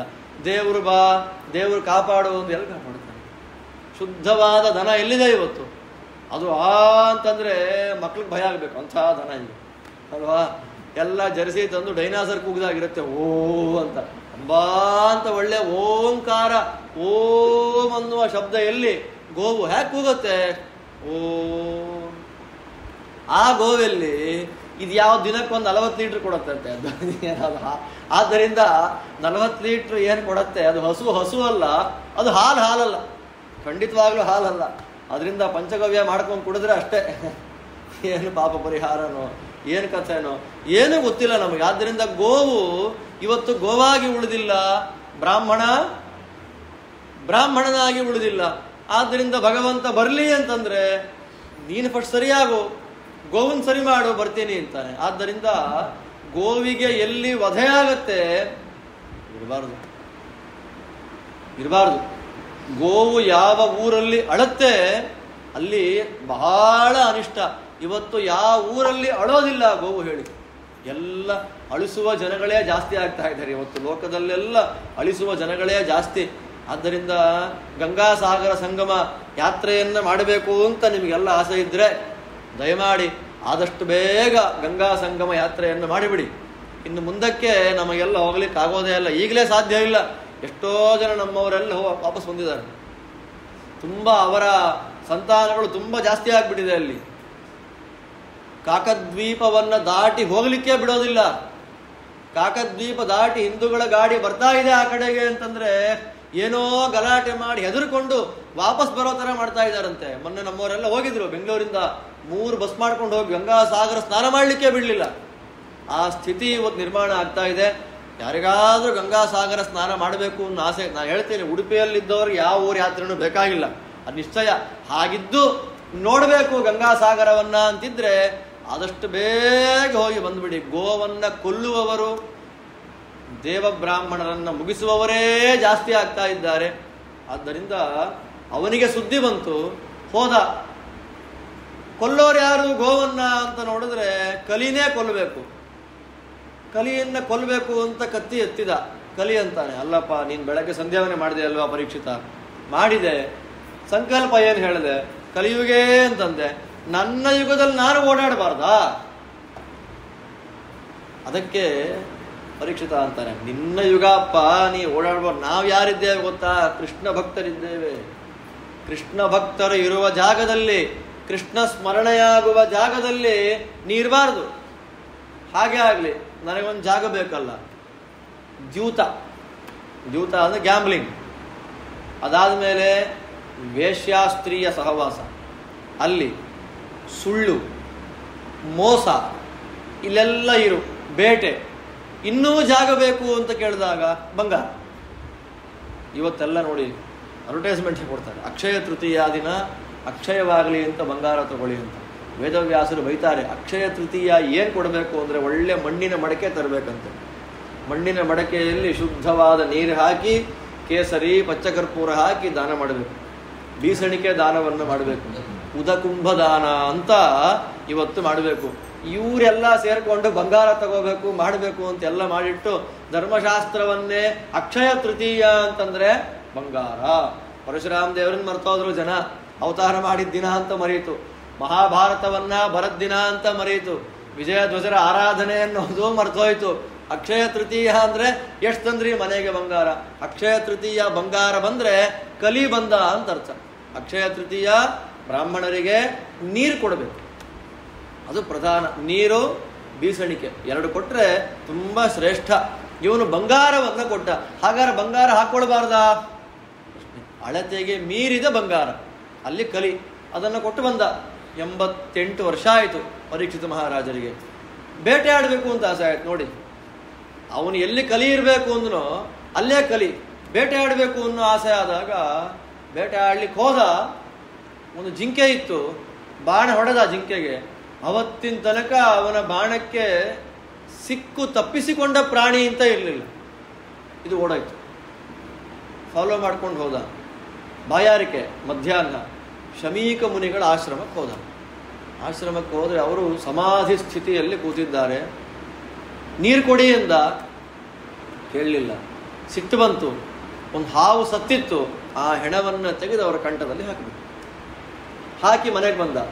ಮನೆಗೆ ಬಂದವನೇ ಬೇಜಾರು ಮಾಡಿಕೊಂಡ, ನಾನು ಬದುಕೋಲ್ಲ, ಬ್ರಾಹ್ಮಣ ಅಪರಾಧ ಆಗಿದೆ, ನಾನು ಬದುಕೋಲ್ಲ ಅಂತ ಅಂದುಕೊಳ್ಳೋ ಹೊತ್ತಿಗೆ ಶೃಂಗಿಗಳು ಕೊಟ್ಟ ಶಾಪದ ಸುದ್ದಿ ಬಂತು. ಇನ್ನು 1 ವಾರದ ಒಳಗೆ ತಕ್ಷಕ ಇವನನ್ನು ಕಚ್ಚಿ ಕೊಂದು ಬಿಡಲಿ. ತಕ್ಷಕ ಸಾಮಾನ್ಯ ಅಲ್ಲ. ತಕ್ಷಕ ಯಾರು ಅಂತ ಕೇಳಿದ್ರೆ ಈ ಪ್ರಸಂಗದಲ್ಲಿ ಮಾತ್ರ ತಕ್ಷಕನ ಬಗ್ಗೆ ನಮಗೆ ಗೊತ್ತಾಗುತ್ತೆ. ತಕ್ಷಕ ಇವತ್ತು ಇರುವಂತ ಊರು ಯಾವುದು? ತಕ್ಷಕನ ವಾಸಸ್ಥಾನ ಯಾವುದು? ಉಡುಪಿ. ವಾಸುಕಿಯ ವಾಸಸ್ಥಾನ ಯಾವುದು? ಸುಬ್ರಹ್ಮಣ್ಯ. ಇಲ್ಲಿಂದ ನಮ್ಮಲ್ಲಿ 2 ಕ್ಷೇತ್ರಗಳು ಅಂತ ಮಾಡಿದ್ದಾರೆ. ಒಂದು ರಾಮಕ್ಷೇತ್ರ, ಇನ್ನೊಂದು ಪರಶುರಾಮ ಕ್ಷೇತ್ರ. ಮೇಲಿನ ಪ್ರದೇಶಗಳೆಲ್ಲ ರಾಮಕ್ಷೇತ್ರ. ಗೋಕರ್ಣದಿಂದ ಕನ್ಯಾಕುಮಾರಿಯವರೆಗೂ ಇರುವಂತಹ ವಿಶಾಲವಾದ ಭೂಪ್ರದೇಶ ಏನಿದೆ ಅದೆಲ್ಲ ಪರಶುರಾಮ ಕ್ಷೇತ್ರ. ಆ ಪರಶುರಾಮ ಕ್ಷೇತ್ರದಲ್ಲಿ ಇನ್ನೊಂದು ವಿಶೇಷ ಏನು ಅಂದರೆ ನಾಗಗಳ ಸನ್ನಿಧಾನ. ಆ ನಾಗಗಳು ಪಾತಾಳ ಲೋಕಕ್ಕೆ ಹೋಗ್ತವಲ್ಲ, ಹೋಗುವಾಗ ಅದು ಒಂದೊಂದು ಬಿಲ ಅಂತ ಮಾಡ್ಕೊಂಡಿವೆ. ಆ ಎಲ್ಲ ಬಿಲಗಳು ಎಲ್ಲಿವೆ ಅಂತಂದ್ರೆ ಇಲ್ಲೇ ಇರೋದು. ಈ ಸ್ಟ್ರೆಚ್ಚಲ್ಲೇ ಗೋಕರ್ಣದಿಂದ ಕನ್ಯಾಕುಮಾರಿವರೆಗೂ ಏನಿದೆ ಸಮುದ್ರ ತೀರ ಪ್ರದೇಶ, ಅಲ್ಲಲ್ಲಿ ಮಾಡ್ಕೊಂಡಿವೆ. ಅದರಲ್ಲಿ ವಾಸುಕಿ ಗರುಡನ ಭಯದಿಂದ ಏನು ಮಾಡಬೇಕು ಅಂತ ಗೊತ್ತಿಲ್ಲದೆ ಸುಬ್ರಹ್ಮಣ್ಯನನ್ನ ಕೇಳಿದಾಗ ಸುಬ್ರಹ್ಮಣ್ಯ ಏನು ಮಾಡ್ದ, ನಿನಗೆ ನಾ ರಕ್ಷಣೆಯನ್ನು ಕೊಡ್ತೇನೆ ಅಂತ ಅಲ್ಲಿ ಕೂತ. ಅದಕ್ಕೆ ಸುಬ್ರಹ್ಮಣ್ಯ ವಾಸುಕಿಯ ಜೊತೆಯಲ್ಲಿ ಪೂಜೆಯನ್ನು ಸ್ವೀಕಾರ ಮಾಡಿಕೊಳ್ಳುವ ಕ್ಷೇತ್ರ ಆದಾದ್ದರಿಂದ ಸರ್ಪಕ್ಷೇತ್ರ ಅಂತ ಪ್ರಸಿದ್ಧವಾಗಿದೆ. ವಾಸುಕಿಯ ಬಿಲ ಸುಬ್ರಹ್ಮಣ್ಯವಾದರೆ ಅತ್ಯಂತ ಪ್ರಧಾನ. ಶೇಷ ಕೆಳಗಿದ್ದಾನೆ. ಅಷ್ಟಕುಲ ನಾಗಗಳು ಅಂತ ಬರ್ತಾವೆ, ಪ್ರಧಾನ ನಾಗಗಳು. ಶೇಷ, ಎರಡನೆಯವನು ವಾಸುಕಿ, ಮೂರನೆಯವನೇ ತಕ್ಷಕ. ನಾಗಗಳ ತಾರತಮ್ಯದಲ್ಲಿ ತುಂಬ ದೊಡ್ಡವನು. ಶೇಷನಿಗೆ 1000 ಹೆಡೆ, ವಾಸುಕಿಗೆ 750 ಹೆಡೆ, ತಕ್ಷಕನಿಗೆ 500 ಹೆಡೆ. ಅಲ್ಲಿಂದ ಕೆಳಗಡೆ ಕಾಲಿಯ. ಆ ಕಾಲಿಯನ ಬಿಲ ಎಲ್ಲಿದೆ? ಕಾಲಿಯನ ಬಿಲ ಗೋಕರ್ಣ. ಅಂದರೆ ಅವನು ಭೂಮಿಗೆ ಬರೋದು, ಭೂಮಿಯ ಒಳಗೆ ಹೋಗೋದು ಈ ಮಾರ್ಗವಾಗಿ. ಆದ್ದರಿಂದಲೇ ವಾದಿರಾಜ ಸ್ವಾಮಿಗಳವರು ಆ ದೆಹಲಿಯ ರಾಜ ಕೊಟ್ಟಂತ ಬಂಗಾರವನ್ನು ಒಂದ್ಸಲ ನದಿಗೆ ಬಿಸಾಕ್ಬಿಟ್ರು, ಗಂಗೆಗೆ. 2ನೇ ಸಲ ಕೊಟ್ಟ. 2ನೇ ಸಲ ಕೊಡೋ ಸಂದರ್ಭದಲ್ಲೇ ಇಲ್ಲಿನ ಲೋಕಲೈಟ್ಸ್ ಜನಗಳೆಲ್ಲ ರಾಜರನ್ನ ಪ್ರಾರ್ಥನೆ ಮಾಡೋದು, ಸ್ವಾಮಿ ತಕ್ಷಕ ಉಸಿರಾಡೋ ಶಬ್ದ ನಮಗೆ ಕೇಳ್ತಾ ಇದೆ, ಅವನ ಏದುಸಿರು ಸರ್ಪಗಳ ಉಸಿರು ತುಂಬ ಭಯ ಕೊಡ್ತಾ ಇದೆ, ಅನುಗ್ರಹ ಮಾಡಬೇಕು ಅಂತ ರಾಜರನ್ನ ಕೇಳಿದ್ದಕ್ಕೆ ಆ ಎಲ್ಲ ಬಂಗಾರವನ್ನ ಅಲ್ಲಿ ಹಾಕಿ ಅದರ ಮೇಲೆ ಮುಚ್ಚಿ ತಕ್ಷಕನ ಬಿಂಬವನ್ನ ಅಲ್ಲಿ ಪ್ರತಿಷ್ಠೆಯನ್ನು ಮಾಡಿದರು. ಕೃಷ್ಣ ಮಠದಲ್ಲಿ ಇದೆಯಲ್ಲ ನಾಗಸನ್ನಿಧಿ, ತಕ್ಷಕನ ಬಿಲ, ಅವನು ಅಲ್ಲಿ ತನಕ ಅದನ್ನು ಮುಚ್ಚೋ ತನಕ ಭೂಮಿಗೆ ಆದ್ವಾರವಾಗಿ ಬಂದು ಆದ್ವಾರದಲ್ಲೇ ಒಳಗೆ ಹೋಗ್ತಿದ್ದ ಮಹಾನುಭಾವ. ವಾಯುದೇವರಲ್ಲಿ ಭಗವಂತನಲ್ಲಿ ವಿಶೇಷವಾಗಿ ಭಕ್ತಿಯನ್ನು ಮಾಡುವಂತಹ ದೊಡ್ಡ ದೇವತೆ ತಕ್ಷಕ. ಅವನು ಕಚ್ಚಿ ಇವನು ಸತ್ತೋಗ್ಲಿ ಎನ್ನುವ ಶಾಪ. ಆ ಶಾಪ ಬಂತು ಇವನಿಗೆ, ಸುದ್ದಿ ಬಂತು. ಆ ಸುದ್ದಿ ಬರ್ತಾ ಇದ್ದ ಹಾಗೆ ಎಲ್ಲ ಬಿಟ್ಟ. ಜನಮೇಜಯ ಮಹಾರಾಜನಿಗೆ ಅವನ ರಾಜ್ಯವನ್ನು ಕೊಟ್ಟ. ರಾಜ್ಯವನ್ನು ಕೊಟ್ಟು ನೇರವಾಗಿ ಗಂಗಾ ನದಿಯ ದಕ್ಷಿಣ ತೀರಕ್ಕೆ ಬಂದ. ನದಿಯ ತೀರದಲ್ಲಿ ಒಂದು ಮನೆ ಕಟ್ಟಿಕೊಂಡ. ಮನೆ ಕಟ್ಟಿಕೊಂಡು ಸಾಯೋ ತನಕ ಉಪವಾಸವನ್ನ ಮಾಡ್ತೇನೆ ಎನ್ನುವ ಸಂಕಲ್ಪವನ್ನು ಮಾಡಿಕೊಂಡ. ಸಂಕಲ್ಪವನ್ನು ಮಾಡಿಕೊಳ್ತಾ ಇದ್ದಾಗ ಎಲ್ಲ ಮುನಿಗಳು ಬಂದರು. ಬರದೇ ಇರೋರೇ ಇಲ್ಲ, ಬಂದವರಿಗೆಲ್ಲ ಅರ್ಘ್ಯಪಾದ್ಯಾದಿಗಳನ್ನು ಕೊಟ್ಟು ಕೂಡಿಸಿ ಮಹಿಮಾ ಶ್ರವಣ ಮಾಡಿಸಿ ಅಂತಂದ. ಎಲ್ಲ ಮಹಿಮೆಗಳನ್ನು ಹೇಳ್ತಾ ಹೇಳ್ತಾ ಇರುವಾಗ ಸಡನ್ ಆಗಿ ಶಬ್ದ ಆಯ್ತು. ಏನು ಶಬ್ದ ಅಂತ ಜ್ಞಾನಿಗಳೆಲ್ಲ ತಿರುಗಿ ನೋಡ್ತಾರೆ. ಎಲ್ಲ ಎದ್ರು ನೋಡಿ, ಎಲ್ಲ ಸಾವಿರಾರು ವರ್ಷದ ಮುನಿಗಳು ಎಲ್ಲ ಎದ್ರು. ಆದ್ದರಿಂದ ಜ್ಞಾನಕ್ಕೆ ವಯಸ್ಸಿಲ್ಲ. ಚಿಕ್ಕ ಹುಡುಗ ದೊಡ್ಡ ಜ್ಞಾನಿಯಾಗಿದ್ದಾನೆ ಎಂದು ನಮಸ್ಕಾರ ಮಾಡಬೇಕು ಅವನಿಗೆ. ಅಲ್ಲಿ ಬಂದವರು ಯಾರು? ತತ್ರಾಭವದ್ ಭಗವಾನ್ ವ್ಯಾಸಪುತ್ರ ಯದೃಚ್ಛಯಾಗ ಮಠಮಾನೋನಪೇಕ್ಷ ಅಲಕ್ಷ್ಯಲಿಂಗ ನಿಜಲಾಭತುಷ್ಟ ಕೃತಶ್ಚ ಬಾಲೈ ಅವಧೂತವೇಷ. ಎಲ್ಲ ಹೆಣ್ಣು ಮಕ್ಕಳು ಎಲ್ಲ ಅವರನ್ನು ಫಾಲೋ ಮಾಡ್ಕೊಂಡು ಬರ್ತಾರೆ. ಹುಚ್ಚ ಅಂತ ಕಲ್ಲು ಹಾಕ್ತಾರೆ ಅವರಿಗೆ. ಉದ್ದ ಕೂದಲು, ಎಲ್ಲ ಕರ್ಲಿ ಹೇರ್ಸ್, ನೀಲಿ ಬಣ್ಣದ ಆಕಾರ, ಮೈ ಮೇಲೆ ಒಂದು ತುಂಡು ಬಟ್ಟೆ ಇಲ್ಲ. 16 ವರ್ಷದ ವಯಸ್ಸು. ನಡ್ಕೊಂಡು ಬರ್ತಾರೆ. ನಡ್ಕೊಂಡು ಬಂದಾಗ ಅವರಿಗೆ ಎಲ್ಲ ಎದ್ದು ನಿಂತರಲ್ಲ, ಆಸನ ಕೊಟ್ಟರೆ ಪರೀಕ್ಷಿತ ಇಂಥ ಒಂದು ಕ್ಯಾರೆಕ್ಟರ್ ಇದೆ ಅಂತ ಕೇಳಿದ್ದ, ನೋಡಿಲ್ಲ. ಯಾಕೆ ಅಂದರೆ ಶುಕಾಚಾರ್ಯರು ಭಿಕ್ಷೆಯಿಂದ ಜೀವನ ಮಾಡ್ತಾರೆ. ಮನೆಯ ಮುಂದೆ ಭಿಕ್ಷೆ ಕೇಳಲಿಕ್ಕೆ ಬಂದರೆ ಒಂದು ಗೋದೋಹನ ಮಾತ್ರ, ಕೆಚ್ಚಲನ್ನು ಹಿಡಿದು ಎಳೆಯೋ ತನಕ ಮಾತ್ರ ಇರ್ತಾರೆ. ನೀವು ರೆಡಿಯಾಗಿರ್ಬೇಕು ಅವ್ರು ಬರ್ತಾರೆ ಅಂತ. ಅಕಸ್ಮಾತ್ ಆ ಟೈಮಲ್ಲಿ ಅವತ್ತವರಿಗೆ ಭಿಕ್ಷೆ ಇಲ್ಲ ಅಂದರೆ ಅವತ್ತಿಡೀ ಊಟ ಇಲ್ಲ. ನಮಗೆ ಚೌಕಿ ಇಲ್ಲ ಅಂದರೆ ಅಲ್ವಾ? ಎಲ್ಲಾದ್ರೇನು ನಮ್ದು ಹಂಗೆ ಶುಕಾಚಾರ. ಇವತ್ತು ಸಿಗಲಿಲ್ಲ, ಇವತ್ತು ಊಟ ಇಲ್ಲ. ಆ ಥರ ಎಷ್ಟು ದಿವಸ, ಎಷ್ಟೇ ದಿವಸ ಆಗಲಿ ಊಟ ಇಲ್ಲ. ಅಂಥ ತಪಸ್ಸು ಮಹಾನುಭಾವರದ್ದು. ಅವರು ಬರೋದೇ ಕಷ್ಟ. ಬಂದ ಮೇಲೆ ಎಷ್ಟು ದಿವಸ ಇರ್ತಾರೋ ಗೊತ್ತಿಲ್ಲ. ಇರುವಷ್ಟು ಸಮಯ ಅವರಿಂದ ಉಪಯೋಗ ಪಡಿಬೇಕು ಅಂತ ಪರೀಕ್ಷಿತ ನಮಸ್ಕಾರ ಮಾಡಿ ಪ್ರಾರ್ಥನೆ ಮಾಡ್ತಾನೆ. ಯಚ್ಛ್ರೋತವ್ಯಂ ಅಥೋ ಜಪ್ಯಂ ಯತ್ ಕರ್ತವ್ಯಂ ನೃಭಿಃ ಸದಾ ಸ್ಮರ್ತವ್ಯಂ ಭಜನೀಯಂ ವಾ ಬ್ರೂಹಿ ಯದ್ವಾ ವಿಪರ್ಯಯಂ. ಸ್ವಾಮಿ, ನನಗಿನ್ನು ಒಂದೇ ವಾರ ಆಯುಸ್ಸಿರೋದು. ಏನು ಹೇಳಬೇಕು, ಏನು ಕೇಳಬೇಕು, ಏನು ಜಪ ಮಾಡಬೇಕು, ಏನು ದಾನ ಮಾಡಬೇಕು ಎಲ್ಲ ಹೇಳಿಬಿಡಿ ಅಂತ ಒಂದೇ ಉಸಿರಿನಲ್ಲಿ ಪರೀಕ್ಷಿತ ಮಹಾರಾಜ ಶುಕಾಚಾರ್ಯರನ್ನ ಪ್ರಶ್ನೆ ಮಾಡಿದ ಅನ್ನುವಲ್ಲಿಗೆ ಮೊದಲನೇ ಸ್ಕಂದ ಮುಗಿದೋಯ್ತು. ಆದಮೇಲೆ 2ನೇ ಸ್ಕಂದ ಆರಂಭದಲ್ಲಿ ಅವರಂತಾರೆ, ಎಲ್ಲ ಇದೆಯಪ್ಪ, ನೀನು ಕೇಳಬೇಕೇನಯ್ಯ, 1000 ಇದೆ. ಕೇಳೋರು ಯಾರು ಕೂತ್ಕೊಂಡು? ಶ್ರೋತವ್ಯಾನೀಹ ರಾಜೇಂದ್ರ ನೃಣಾಂ ಸಂತೆ ಸಹಸ್ರಶಃ. 1000 ಇದೆ ಕೇಳಬೇಕು ಅಂದ್ರೆ. ಯಾರು ಕೇಳ್ತಾರೆ? ಎಲ್ರಿಗೂ ಅವ್ರವ್ರದ್ದೇ ಕೆಲಸ, ಬಿಸಿ. ಏನು ಮಾಡ್ತಾ ಇದೆಯಾ ಅಂದ್ರೆ ಜವಾಬ್ದಾರಿ. ಕೊನೆಗೆ 75-80 ಆಯ್ತು ಅನ್ನುವಾಗ ನಾನು ಒಬ್ಬನೇ ಕೂತಾಗ ಯಾವ ಜವಾಬ್ದಾರಿ? ಮಂಚ ಬಾರದು. ಒಬ್ಬ ವಿಷ್ಣು ತೀರ್ಥರು ಅಂತ, ಒಬ್ಬ ದೊಡ್ಡ ಜಯತೀರ್ಥಾಚಾರ್ಯರು ಅಂತ ಅವ್ರ ಹೆಸರು, IG ಆಚಾರ್ಯರು ಅಂತ ಅವ್ರ ಹತ್ರದಲ್ಲಿ ಪಾಠ ಕೇಳಿದ್ರು. 1008 ಬಾರಿ ಸುಧಾಮಂಗಳವನ್ನು ಮಾಡಿದವರು ಅವರು. ಏನು ವೈಭೋಗ, ಶ್ರೀಮಂತಿಕೆ. ಮಂಚದ ಮೇಲೆ ಕೂತಿದ್ದಾರೆ, ಹಂಸತೂಲಿಕಾ ತಲ್ಪ. ಅದರ ಮೇಲೆ ಕೂತಿದ್ದಾಗ ಒಬ್ಬ ದಾಸಯ್ಯ ಮನೆ ಮುಂದೆ ಹೋಗ್ಬೇಕಾದ್ರೆ, ಮಂಚ ಬಾರದು ಮಡದಿ ಬಾರಳು ಕಂಚು ಕನ್ನಡಿ ಬಾರದು ಸಂಚಿತಾರ್ಥದ ದ್ರವ್ಯವಾರದು ಮುಂಚೆ ಮಾಡಿರೋ ಧರ್ಮವ. ಗೋವಿಂದ ನಮೋ ಗೋವಿಂದ ನಮೋ ಗೋವಿಂದ ನಾರಾಯಣ ಅಂತ ಹಾಡು ಹೇಳ್ಕೊಂಡು ಹೋಗ್ತಾ ಇದ್ದಾರೆ. ಅವ್ರಿಗೆ ಅನ್ನಿಸ್ತು, ಹೌದಲ್ವಾ, ನಮಗೆ ನಿತ್ಯ ಹೇಳ್ತಾ ಇರ್ತೀವಿ ಹಾಡು, ನಮಗೇನೂ ಅನ್ಸಲ್ಲ. ಅದಾಗ್ತಿದ ತಕ್ಷಣ ಗಂಟಲು ಹೋಗಿ ಬಂದು ಹಾಡು ಹೇಳಿ ನಾವು ಖುಷಿ. ಅದೇ ಹಾಡು ಹೇಳೋರು ನಾವೇ, ಬಾಯಾರಿಕೆ ಆಯಿತು ಅನ್ನೋರು ನಾವೇ. ಅಂದರೆ ಹಾಡು ಒಳಗಿಳಿದಿಲ್ಲ. ವಾದಿರಾಜರದ್ದೊಂದು ಹಾಡಿದೆ, ಹರಿಭಜನೆ ಮಾಡೋ ನಿರಂತರ. ನಾವೇನು ಮಾಡ್ತೀವಿ, ಆ ಹಾಡು ಹೇಳ್ತಾ ಇದ್ದೀವಿ ಅಷ್ಟೇ, ಹರಿಭಜನೆ ಮಾಡ್ತಿಲ್ಲ. ಅವ್ರು ವಾದಿರಾಜ ಹೇಳಿದ್ದೇನು, ಹರಿಭಜನೆ ಮಾಡುವ ನಿರಂತರ ಅಂತ ಅವ್ರು ಹೇಳಿದ್ದು. ನಾರಾಯಣನ ನೆನೆ ಮನವೇ ಅವ್ರಂದ್ರೆ ನಾವು ಆ ಹಾಡು ಹೇಳ್ಕೊಂಡೇ ಕಾಲ ಕಳಿತೀವಿ ನಾವು. ನಾರಾಯಣನ ನೆನೆ. 25 ರಾಗ ಇದೆ, 25 ರಾಗ ಅಂದ್ರೆ ನಾರಾಯಣನ ಮಾತ್ರ ನೆನೀತಾಗ. ನಮ್ಮ ಸಮಸ್ಯೆ ಅದೇ, ಹಾಡು ಹೇಳುವ ಆಸಕ್ತಿ, ಹಾಡಿನ ಅರ್ಥ ತಿಳ್ಕೊಳ್ಳುವಾಗ ನಮಗಿಲ್ಲ. ಆದ್ದರಿಂದ ಉದ್ಧಾರ ಆಗ್ತಿಲ್ಲ. ಅವ್ರು ಏನಾದರೂ ಮಹಾನುಭಾವರು, ಆ ಜಯತೀರ್ಥಾಚಾರ್ಯರು ಈ ಹಾಡು ಕೇಳ್ತಾ ಇದ್ದಾಗ ವೈರಾಗ್ಯ ಬಂದ್ಬಿಡ್ತು. ವೈರಾಗ್ಯ ಬಂದವರೇ ಸನ್ಯಾಸ ಸ್ವೀಕಾರ ಮಾಡಿಕೊಂಡ್ರು, ವಿಷ್ಣು ತೀರ್ಥರು ಅಂತ ಪ್ರಸಿದ್ಧರಾದರು. ಇವತ್ತು ನಾವು ಆ ಊರಿಗೆ ಹೋಗಬೇಕು ಅಂದ್ರೆ ಆಗಲ್ಲ, 47-48 ಬಿಸಿಲು ಅಲ್ಲೆಲ್ಲ. ಕೊಪ್ಪಳ ಹತ್ರ ಮಾದಿನೂರು ಅಂತ ಬರುತ್ತೆ. ಶಿವರಾತ್ರಿ ದಿವಸ ಅವರ ಆರಾಧನೆ, ಸಾವಿರಾರು ಜನ ಸೇರ್ತಾರೆ, ಕಲ್ಪನೆ ಮಾಡ್ಕೊಳ್ಳಿಕ್ಕೆ ಆಗೋದಿಲ್ಲ. ಶ್ರೀಮದ್ ಭಾಗವತಕ್ಕೆ ಸಾರೋದ್ಧಾರ ಅನ್ನುವಂತಹ ದೊಡ್ಡ ಗ್ರಂಥ. ಒಂದು ಹಾಡು ಒಬ್ಬರನ್ನ ಚೇಂಜ್ ಮಾಡಿತ್ತು. ಅದರಿಂದ ಕೇಳಲಿಕ್ಕೆ 1000 ಇದೆ. ಇಂಟ್ರೆಸ್ಟ್ ಯಾರಿಗಿದೆ? ಇಂಟ್ರೆಸ್ಟ್ ಯಾರಿಗಿದೆ? ಅವರವರಿಗೆ ಅವರವರದ್ದೇ ಆದಂತಹ ಜವಾಬ್ದಾರಿಗಳು.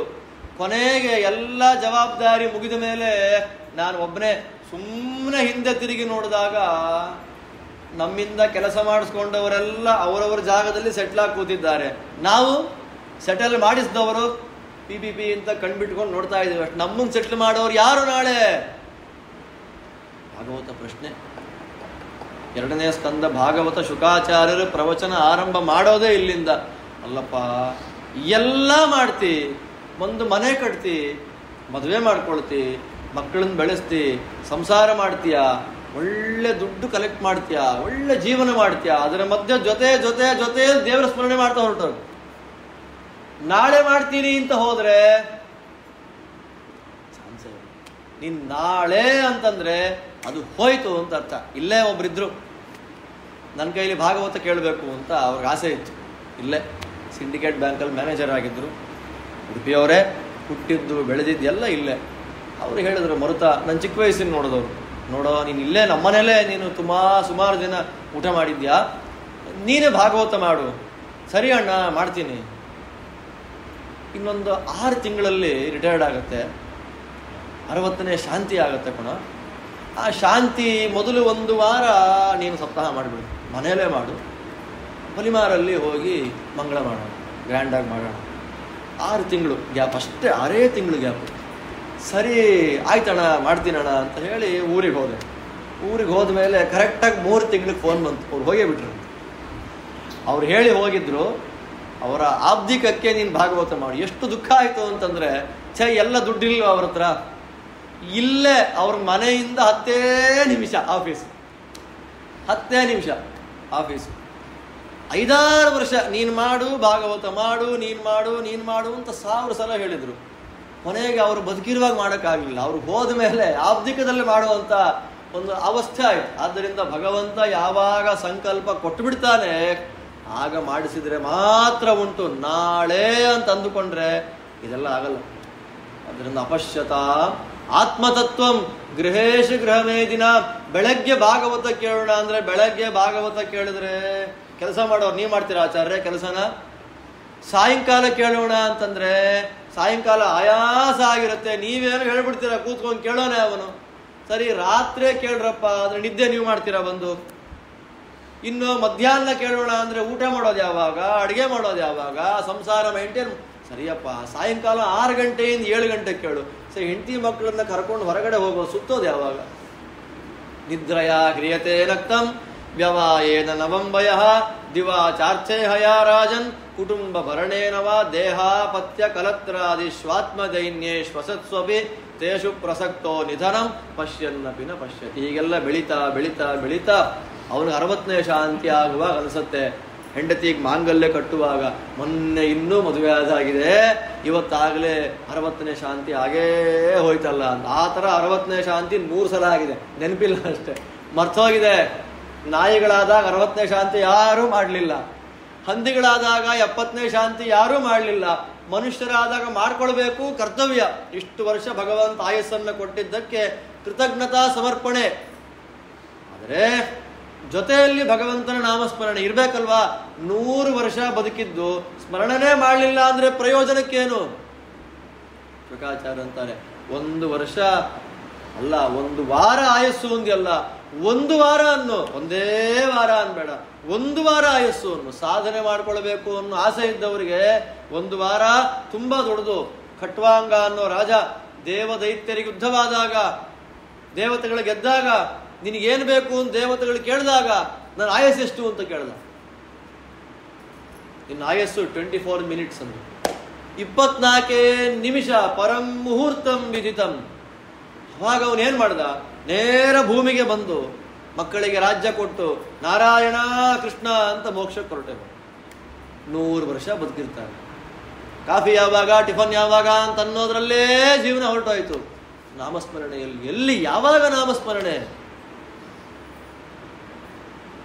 ತವಾಪ್ಯೇತರ್ಹಿ ರಾಜೇಂದ್ರ ಸಪ್ತಾಹಂ ಜೀವಿತಾವಧಿ ಉಪಕಲ್ಪಯ ತತ್ಸರ್ವಂ. ನಿನಗೆ 7 ದಿನ, ನೀನು ಯಾವಾಗ ಸಾಹಿತ್ಯ ಅಂತ ಗೊತ್ತಿದೆ, ನಮಗೇನಾರು ಗೊತ್ತಾ?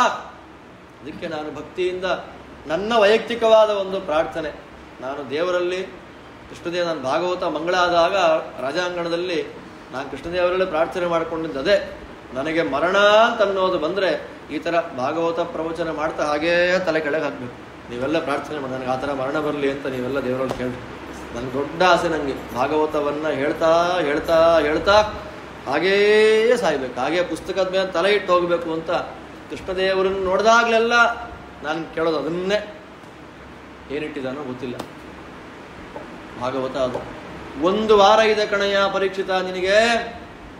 ನಮ್ಮನ್ನು ಕೇಳ್ತಿರೋದು ಶುಕಾಚಾರ್ಯರು, ನಿಮಗೆ ಎಷ್ಟು ದಿನ ಇದೆ? ಆದ್ದರಿಂದ ಇರೋ ಅಷ್ಟು ದಿವಸವನ್ನೇ ಸಪ್ತಾಹ ಅಂತ ಮಾಡ್ಕೊಳ್ಳಿ. ಇರೋ ಅಷ್ಟು ದಿವಸದಲ್ಲೇ ದಿನಕ್ಕೆ ಊಟ ಮಾಡುವ ಮೊದಲು, ಊಟ ಆದಮೇಲೆ ಭಾಗವತದ ಅರ್ಧ ಶ್ಲೋಕವನ್ನಾದರೂ ಪಾರಾಯಣ ಮಾಡಿ ಊಟ ಮಾಡಿದರೆ, ಮಲಗಿದರೆ, ತಿಂದರೆ, ಓಡಾಡಿದರೆ ಸಾರ್ಥಕ ಆಗುತ್ತೆ ಜೀವನ. ಆದ್ದರಿಂದ ಪರೀಕ್ಷಿತ, ಇನ್ನು ಮೇಲೆ ನಿನಗೆ ನಮ್ಮಪ್ಪ ನನಗೆ ಉಪದೇಶ ಮಾಡಿದ ಹಾಗೆ ಭಾಗವತವನ್ನು ಉಪದೇಶ ಮಾಡ್ತೇನೆ ಅಂತ ಹೇಳಿ ಮೊದಲು ಸಾಯಲಿಕ್ಕೆ ಹೊರಟಂತಹ ವ್ಯಕ್ತಿ ಯೋಗ ಸಿದ್ಧಿಯಿಂದ ಹೇಗೆ ದೇಹತ್ಯಾಗವನ್ನು ಮಾಡಬೇಕು ಅನ್ನೋದನ್ನು ಪಾಠ ಮಾಡ್ತಾರೆ. ಆ ಭಾಗವನ್ನು ಮತ್ತೆ ನಾಳೆ ಅನುಸಂಧಾನ ಮಾಡೋಣ ಅಂತ ಹೇಳ್ತಾ ಶ್ರೀಕೃಷ್ಣ.